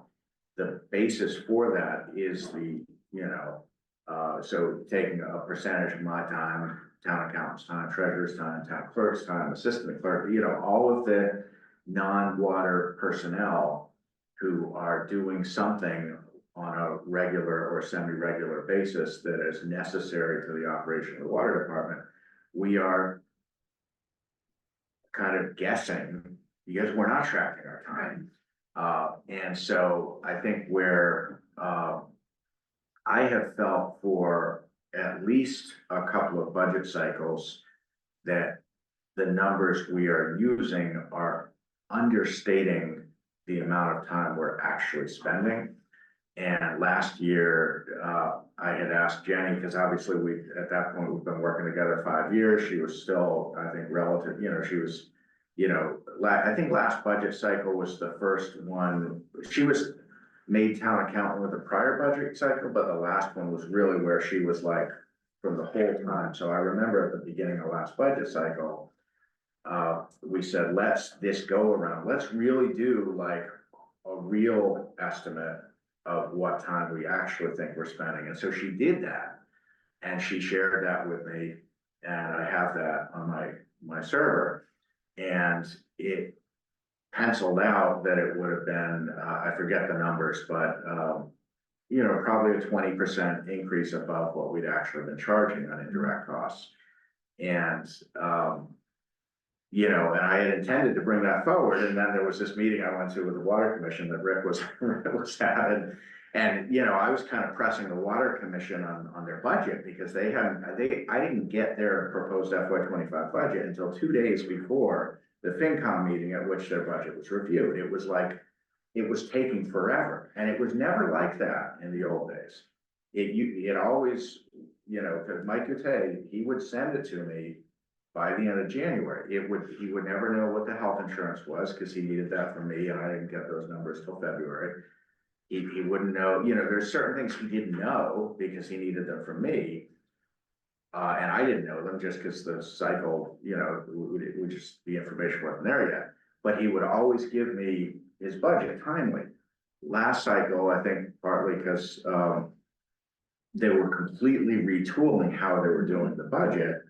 It was really, really, really late in the process. And I was at a meeting with the board, I forget what the date, must have probably been February, but I remember kind of, like pressing, like, when am I gonna get a budget? And something was said, well, we don't have indirect costs, because I hadn't gotten that to them yet. And, Rob, he shot daggers at me. He's like, as if I was standing in the way of them getting their budget. So, I didn't have the time to, not even just process what Jenny had sent, but to manage that information, because I knew with all that was going on last year with the rate setting and with the budget being completely retooled, and there were, major debt service being taken on there. It was just, there was a lot going on with the water budget. I knew that if I, tried to, when we really haven't ever even had a conversation about indirect costs. Back when this policy was adopted in February, I believe, of it was August 2019. It took a while of because there was a lot of mistrust. I remember Mike Goutet, really there was it took a while to get this policy adopted. I think we started working on it probably in January, February 2019. It took a while. So anyway, I've never had an open book conversation with the Water Commission. I don't know if they know anything more about indirect costs than you guys have talked about. It's really been dealt with at a staff level. Yeah. It's not something I've yet talked in any detail with Mark about. So I just knew that coming in with something that, let's say it was, just for discussion's sake, let's say it were 20% increase. That would amount to, call it, you know, $12,000 or $15,000, which on the general fund side would change the tax rate by a single penny. It's about $15,000 is about a penny on the tax rate. So not a huge thing. On the water side, it's a bigger amount, but I think, you know, just speaking frankly, politically, it would have blown up, even though you know, so it just, between all of those factors, what I ended up doing was just, I picked, and it was 4%. I didn't do 2%, but I just went up 4%. And so that made the number that was assessed to the water department in the current FY25, you know, pretty far off from what me and the finance department really think it should be. So that was, I think, you know, we said, we've got to get this on the table, and ideally in an apolitical environment, to just like sit around the table and say, what are indirect costs? What are they intended to do? What are the ways you can do it defensively? What's the way that works best for our community? And then to really try to arrive at a good faith estimate that is actually representative. Because I think right now, there's basically a hidden subsidy that the general fund is, you know, contributing to the water department that's not. You're saying the water department could typically $12,000 to $15,000? No, it would have been about, that would have been the. That would have been 20%. Yeah, because it's been, So 5 times it's that. been in the order of like 55 to 60. So if it was 20% increase, it would have been about 12 to 15,000. I'm sure your estimate is far lower than the actual amount of time you spend with all the, you Yeah. know, day-to-day dialogue with the Yeah. superintendent and then Yeah, the board. yeah. And another kind of nuanced issue, that I think I've alluded to in the past, but, that Jenny and I have talked about is things like the cost that we incur both in time, but also in direct expense to Hilltop Securities or to Lock Lord as bond counsel. There was a time up until, you know, a couple of years ago that was a shared expense because the town was managing debt in the both general and water. At this point, for now, a couple of years and knock on wood for this, you know, we don't have any non-water debt on the horizon. Those expenses are now 100% because of water. So if we want a true accounting, all of those would need to be transferred 100% to water. And, you know, the time that we spend on the official statement and, you know, all the paperwork that we do for, you know, for our, the rating agencies is significant. In the month of March, that's when that annual report is updated.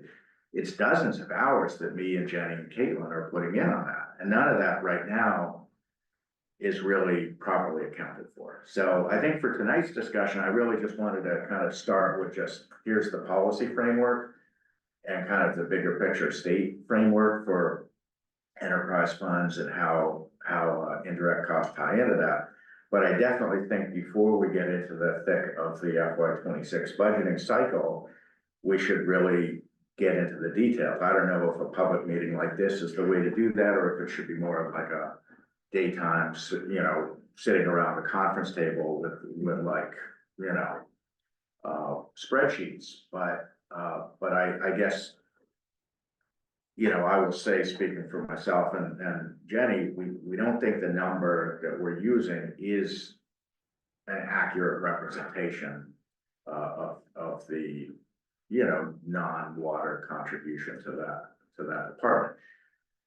And, you know, I'm not gonna suggest we necessarily want to go what I'm about to say, but I do know there are towns, and it's defensible to take things like the operating costs of the building and to look at what proportion of the building is square footage wise is that enterprise department and what share of the common areas, and to really get to that level of accounting to where things like heating and air conditioning and custodial and all of those kinds of expenses are proportionally allocated through indirect costs.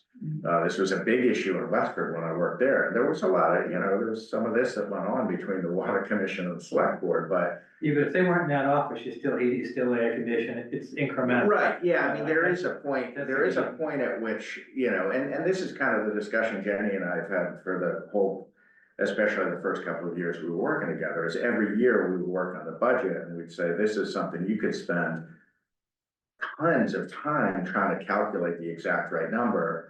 And at the end of the day, you're talking about 55 or 60 grand, so it's not worth, there's a point at which you just have to say, close enough is good enough, which generally we do not say that in the finance department. But this is one instance where I think close enough is good enough, because you could, if you wanted to go to the nth degree, you could really burn a lot of time. You're gonna spend more time tracking it than you're gonna get out of the value of it. So Right. Look at pick the big acorns and leave the little ones. Yeah, But yeah, I think also the fact that the small amount of the town budget is really irrelevant. I mean, the water department should know what it costs them to provide water and, they don't have a true picture because we're paying the cost for them, right? yeah, I think that's Especially in a that's town where correct. not everybody's on public water. I think It depends how far you chase it down, that's what I'm saying. To worry about their office space with heating, AC, it's electric, that's not worth chasing. The other things, Jenny and Angus is, yes, yeah, particularly when it's isolated to one, hilltop. Mhm. yeah. I mean, I like the way our legal, they bill everything in increments, they, let's get done with every phone call, tap into the account and do it. I don't know if that's a lot of work too, Yeah, so, but. I'm curious to see the other methods, Yeah. Yeah, I'll send that around, So how, with legal currently, how is water compensating for that? Is so it's, I'll have to check on this, but my recollection is, so I take the legal budget for the subsequent year and I assign a percentage, and in my head, I'm thinking it's like 3 to 3.5% of our town legal budget. Is that based on prior years or how? That's based on a guess. Oh, okay. Yeah, and so that translates to, so basically I do that so that translates to a certain dollar amount, which I can then rough out based on their billing rates of like, is that like an hour a week or 2 hours a week, to kind of like, does it feel like the right number in terms of like a typical, amount of time? I have the same thing on the staffing estimates. I use a percentage, but then I have a spreadsheet that converts that to hours, assuming someone works X number of hours per week. So 4% of my time is gonna translate to roughly 1.6 hours per week, and I look at that and say, is that about right? And I would say, no, it's probably pretty low. But with Jim or with Caitlin or I kind of like proof it in that way, like, does that feel like a reasonable thing? Can I stand behind that and say that, that Caitlin Gilbert is spending at least X number of hours per week on average over a 52-week? So I kind of like, but it's still kind of like a gut feeling, like a best guess type thing. All right, so you'll finish your memo and. Yeah. For the next meeting, and then Yep. should we schedule a meeting with the water, or how? Well, how I do you think just it's wanna do probably that? better dealt with at I can meet with Mark, and maybe Rick, where you come to a lot of the water commission meetings. I did talk to Rob a couple of weeks ago, and I told him before we kind of get into this, like, I would like him to be fully briefed on how we do it, how you can, all of these things, because obviously he's, taken on a role as kind of their financial advisor, if you will. So I want him to understand how we do it, and I think he will share the critiques I'm providing, Mhm. if not amplify them, and I just want to make sure, I don't want finance committee caught surprise, but I think that like a meeting with maybe, Mark and Bob, me and you and Rob, but like a real, like, and Jenny too, because she's, under the policy, she's really the one who's charged with coming up with this. Yeah. And, All right, that sounds good. yeah, so, I okay, think now is definitely the time to. Yeah. Get this right. yeah, definitely. But I do think this little one pager is a good one to kind of keep in your back Yeah. pocket, because it's, you know, Even Yeah. all the other stuff about the enterprise, fund, I found really helpful. yeah, I like think it's it really helps. financially independent, it's Yeah. not a, you know, standalone legal entity that's Yeah. not bound by town Right. policies and So, procedures, so. were you going to, forward the other, or maybe in the next time we talk about this, include the other means of, there are three other. Yeah, I can send that right around, I just pulled it last Yeah, week, okay. so, I will, yeah. All right, next item. Yeah, I mean, I can tell you that when we were doing this back in 2019, very, very different time, different personnel, different board. We were very much trying to not rock the boat. We were just trying to codify what we were already doing, not create a big, you know, turmoil. So that doesn't necessarily mean we made the right choice. I think for that time, it was the right choice. It was expedient. We weren't looking to, you know, but I think now where we're more trying to level set, you know, I think it's good to take a step back and look at what is the right method for us. Well, now they have a rational mechanism for setting their rates, and so, or more rational than, you know, than.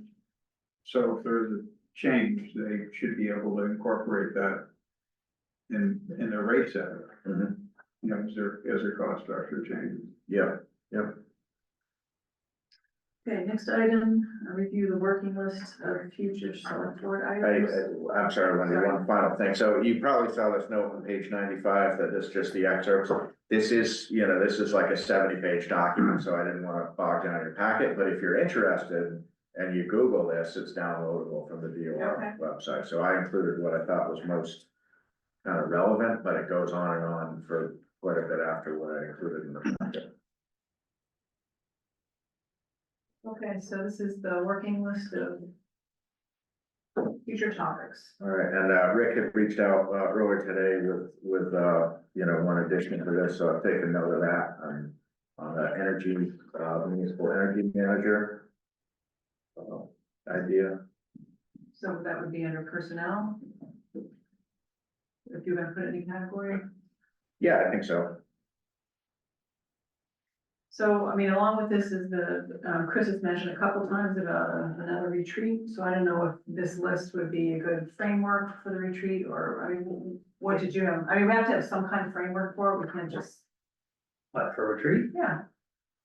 It's gonna here's be, the problem, three of us can't talk outside the meeting. right, And I know other committees might. It's a frustration not to just be able to sit down and say, are we on track?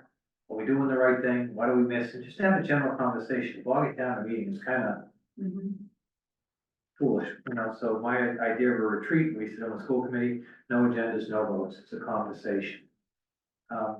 You know, I see one on here, pickleball location for feasibility analysis. On my list, I have one which could be I don't wanna have it in a public meeting because it sounds silly. With pickleball, they make special paddles and special balls that are noise reduction. Has anybody looked at that before we start building? You know, simple things like that. There's some other, you know, one thing out here, the dog bylaw, we're gonna look at that again. Maybe we can put a cone of silence over the pickleball court. I'm just saying, you wanna sit here and waste, you know, 20 minutes talking about a pickleball in a public meeting like this, which usually has other people and you're taking up their time. And there's some things that you might not wanna discuss too publicly. You know, one simple, you know, Well, it'd so, just be nice to be able to have casual conversations, you know, sometimes I feel like we're going down the wrong path on certain things. You don't wanna throw that out there, cause then everybody will focus on that, and it should be a conversation, what can we do better? That's what I ask myself all the time. What are we missing? There's probably a lot we're missing, cause we're too focused on trying to hit the bullets what's in front of us. I just feel like the three of us, it'd be more enjoyable to have a conversation rather than reading. Rick, are you interested or open to that? I'm open to it, and I don't disagree with the last line that Chris just, his last sentence, you know, it would be interesting, it would be productive, I think, to have a conversation. I mean, Mhm. I'm sure there are things that each of us are focused on that never come to focus here. Mhm. This is because there's so much other stuff going on, and, you know, I understand we see a fraction of it, Angus, but I mean, you know, every meeting, there are new things that come in over the transom that we had no knowledge of before, Mhm. that are, you know, a new puzzle, a new piece for a puzzle that doesn't even exist, or you didn't know existed. So, So then maybe this working list is not, you don't need a framework, you're just saying, how would you even post that? Retreat, Retreat, open discussion. is that a legitimate agenda? I'm sure we could, well, yeah, I think so. Okay. I mean, there's no votes, there's no action taken. Yeah, I know, you still have to post a meeting, it's still open to the public. Yeah. Right? Oh, yeah, 100%. Right, so I'm just wondering what that agenda would look like. And, you know, we're impinging on Agus's time. It doesn't have to be there. If the I know. select- If he wants to, he's welcome to. If he doesn't, select board doesn't have to have it. I mean, just one that I see, the Cortland Lane proposed, trail access. Mhm. Now, when that came up a couple of weeks ago, the room was kind of quiet, like there's something going on here I'm not supposed to bring up, so I left it. So, yeah, there was, there was something going on. I said, what about connecting to the other one down the River Road? And everybody got real quiet. oh, I know why. Yeah, so I don't know why. And there are lots of issues like this that would be better in a more relaxed environment. Yeah, definitely, So, definitely. All right, so I you can have think a of list. others, but if I bring them up, you might embarrass somebody, so I Yeah, don't know. yeah, All right, so we would each bring our own list of items to discuss. We and can then start with the first 10 meetings with my list, and then you can bring up like. How long are we allowing for this? Doesn't, I would say do it Does for not now, see sound if like it a works. retreat to me at all. But before I got on select board, I could talk to you, we would have very good conversations, of what do you think of it? I would see you out. Opposite of retreat, attack. That's what you were. Wait a second, are we on the right path on certain things? Yeah, no, it's good, it's good. I mean, don't you sometimes feel like we're floundering at certain times? I definitely think there's times that we, you know, yeah, we're so focused on what's in front of us that we're not thinking about what's not in front of us, definitely. And, you know, it's 100% correct that we're constantly putting stuff on the agenda that wasn't stuff that we initiated, as something that was thrown at us that we had to deal with, so it's, I mean, that's most of what we do. it's All right, definitely, so I think these it's are the two majority, separate yeah. questions, I Yeah, should you're right. have put them as a single agenda item then. I think I did that.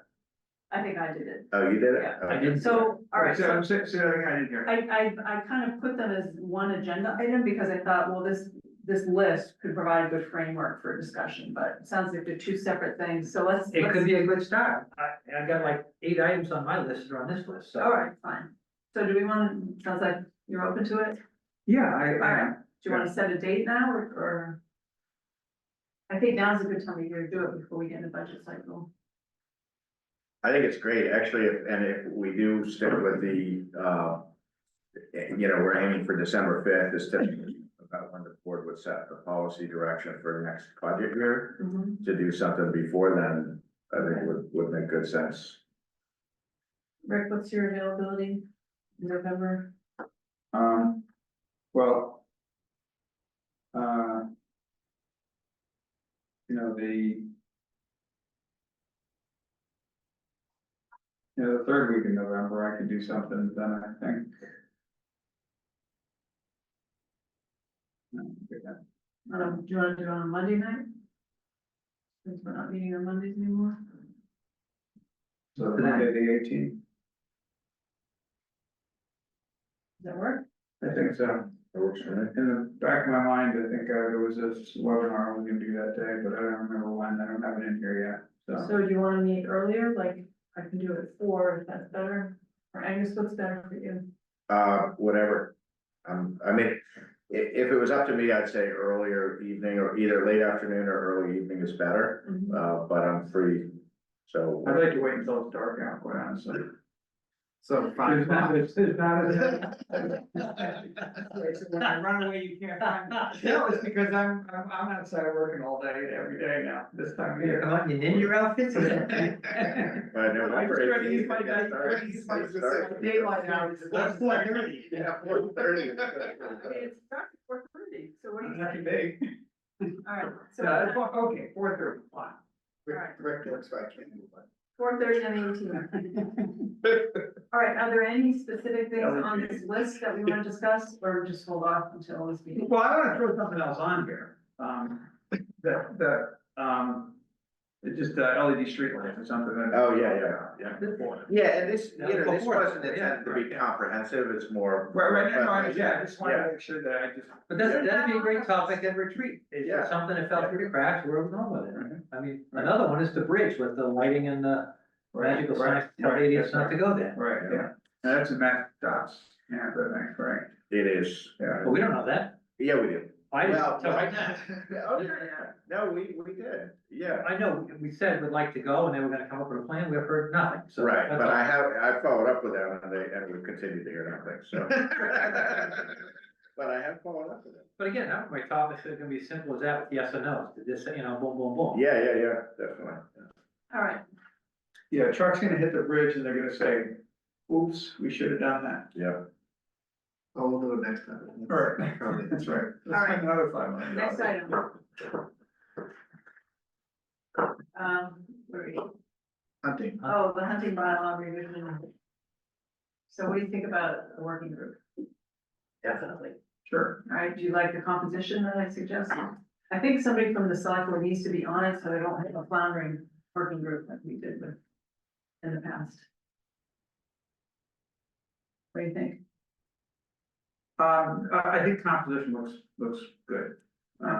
So I'm trying to find it now, but it was, Well, I have somebody from OSC, somebody Mill from Pond, Mill Pond, Select Board, Select Board. Conservation, and you're okay with- And a hunter. yeah, Angus, you're all right with, Clay being part of it? yeah, I talked to him about it today with Molly, Okay, and they great. were comfortable with that. Good. You need just one hunter. You think that's enough, I mean, different Yeah. hunters have different perspectives. I think it's enough. I mean, I think it's a gesture to include them. I mean, this is, you know, to get their viewpoint, so. What? I'm laughing at the personal situation, I have a hunter on my land who's being harassed by my neighbor, so. is it- Well, I mean, you must know that I have a particular resident hunter in mind. Oh, yeah, Okay. So I think that particular person could provide the whole, That my problem is, I think their perspective is a little too focused and a little too biased. For this, that one property, so maybe another hunter, we've had somebody went to pheasant hunt over on Indian Hill, But somebody. okay, so that's funny, I mean, I'm making a presumption. That, Sawmill Brooktown was, that we would only consider bow hunting. well. that's my that assumption needs- too, but that's for the people to decide. Yeah, I think we need to define that. Yeah, okay, but I just. I would hope at the end of the day, that's what happens. I don't know of anybody that hunts pheasant with a bow and arrow. Well, I But, think okay. this working group needs to, Yeah. you know, So, address yeah, all of these okay, things, yeah. okay. So are either of you interested in being on this working group? My comment is Rick has been very supportive of the Sawmill Brook, so I would say if you'd like to be on it, I Sure. would think you would be good because you present that perspective. My bias is slightly different. Yeah, Like I say, getting harassed by somebody else, so. All right, so we'll move forward with this? okay, All right.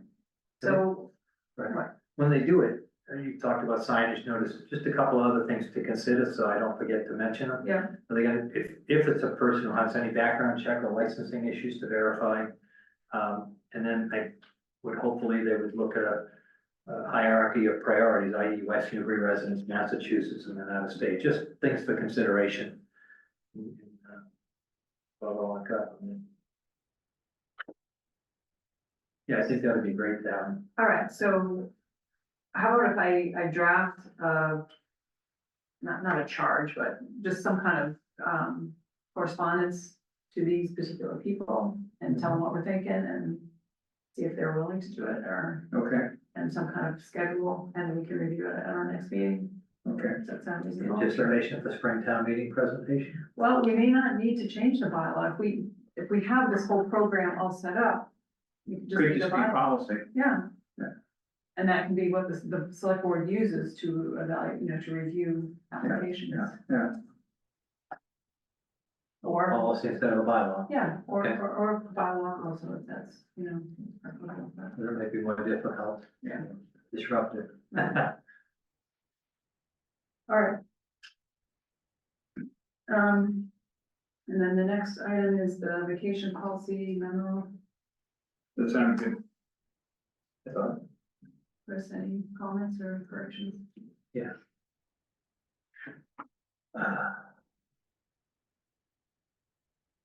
Says, until any such changes are made, the select board will adhere strictly to existing personnel policy. That means no further requests for extensions beyond October 31st will be considered. Was that decided? And we've already approved something. It's Mark's draft. Well, I'm asking now. This is my proposal. That's what we talked about at the last meeting. So the And that ones we that have want, been, didn't we already approve some? yeah, no, this is going forward Okay, for this is next October. Unless the policy changes. no. We're already beyond this year's October 31st, so I assume it means October 31st of any Well, I sub. didn't know she's trying to back, I'm just making No, clear no, that no, I'm it's not trying approved. to go backwards. So I'll put the year in there. Any other No. changes? No. All right, so what's the best way to distribute this, Angus? To just send it to the town hall, or how do you want, how do we? I would say, it probably ought to go through department heads, Okay. rather than, although, I mean, it's really up to you. If you go to town hall, you definitely get everyone except for instance, like library employees. Mhm. When I send something that I wanna make sure it gets to everybody, I talk to Dwyer, I talk to Corinne. I talk to, Butch, cause his employees aren't on town email, water, so.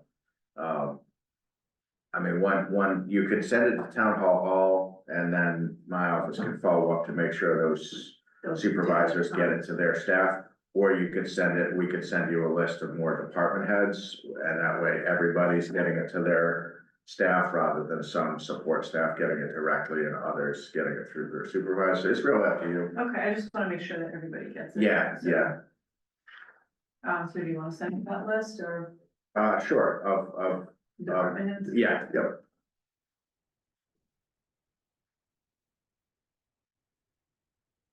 Okay, correspondence? Any questions on this? Veterans Agent, Hero Act? I switched it with, by town meeting. Okay, one question I had on the letter from, the veterans agent was, what the mechanism is to adopt it, because Jim took a look last week at the statute that's referenced, Mhm. and it didn't jump off the page at us whether It that's said a that town the town meeting. needed to accept it, it didn't say how. Yeah, so Oh, he's okay. just confirmed to me now that Ipswich, their action was via town meeting. So obviously, I think, in order to bring something to the town meeting, there'd be, I think we'd all have some questions. So I think maybe that's something that if you wanna add it, right now, it's just in for discussion, or I'm sorry, for correspondence, but if it's something you'd like to discuss, it would be helpful to, if it's something we might want to bring in April, we should put it on for discussion so that we can make sure we have all of our questions. So we can work on getting answers so that you can make a decision more like, February, early February as to whether you actually want to bring forward a warrant article. Do you understand what they're looking for? It's a long statute and there's a lot. But even in his letter, I don't quite, increasing the existing veterans property exemptions by up to 100% of the current value. So if I you, think that means a doubling of the current exception, doesn't it? Not Cause Makes it sound like no tax at all. I don't think it's you got, right. that was, yeah, I do a double take, maybe a triple take, even make sure. So I didn't spend much time on this, but I did just Google Massachusetts HERO Act and I pulled up the state website and it is a long page 35 pages. with a ton, but not even the legislation, just the website itself, because I thought there might be something I could drop in.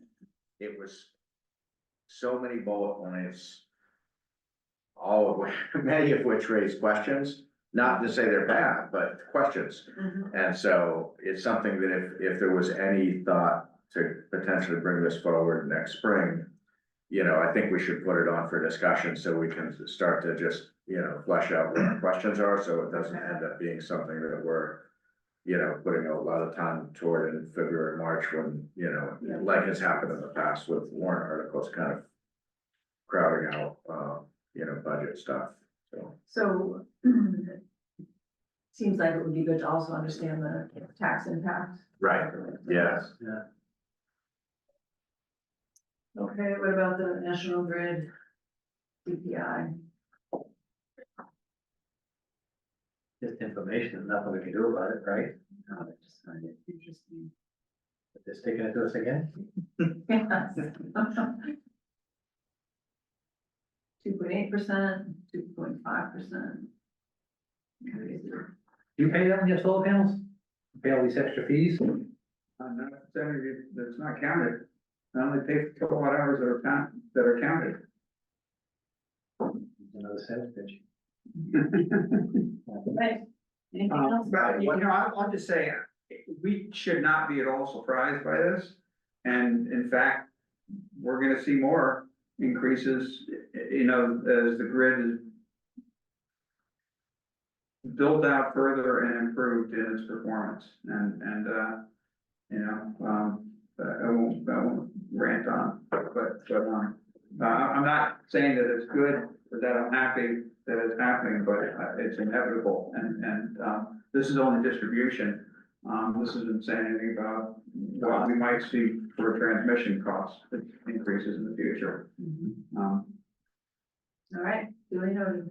It's another comment for the retreat is the municipal aggregation status, you know, Right. not something you take time in a meeting, but just, I guess, to say it's coming, well, leave you alone. I do have one last thing that I just mentioned really under, other active projects. I did talk, with Katrina today about MBTA communities. The fiscal impact, study has been under contract since early September, so that's kind of going along in the background. We don't have a draft report yet, but that's on track. On the traffic, that's another thing that the funding was to be used for is, traffic impact study. So she's put together a scope and a bid document. She sent that over to me to take a look at. So I just need to spend a few minutes with it. But that's likely to go out tomorrow to try to get a traffic engineer under contract for MBTA communities. A third, you know, big piece of it, and the planning board's, opinion is, the whole public process. I know there were some thoughts on how we wanted to proceed with that, so my suggestion to Katrina was that, perhaps me, you, her, and Ray, and I told her if she has a second planning board member, that's fine too. You know, less than a quorum, but that we could just kind of meet offline and make sure we're all on the same page on. I don't think we want to redo the same. Yeah, I gave her some kind of, you know, some of my observations about it, but I thought it would be something that, you know, we wanna, you know, kind of make sure that this board and the planning board are going in the same direction. Yeah, on that sounds good. So I volunteered your time for that, Thanks, Amy. yeah. What time? She hasn't already left. All right, do you have a motion to recess? Sure, we reset to executive session. Second. All in favor? Well, You have to make your statement. Yeah, and so the board will recess to executive session and exit executive session to return to open session for the sole purpose of adjournment.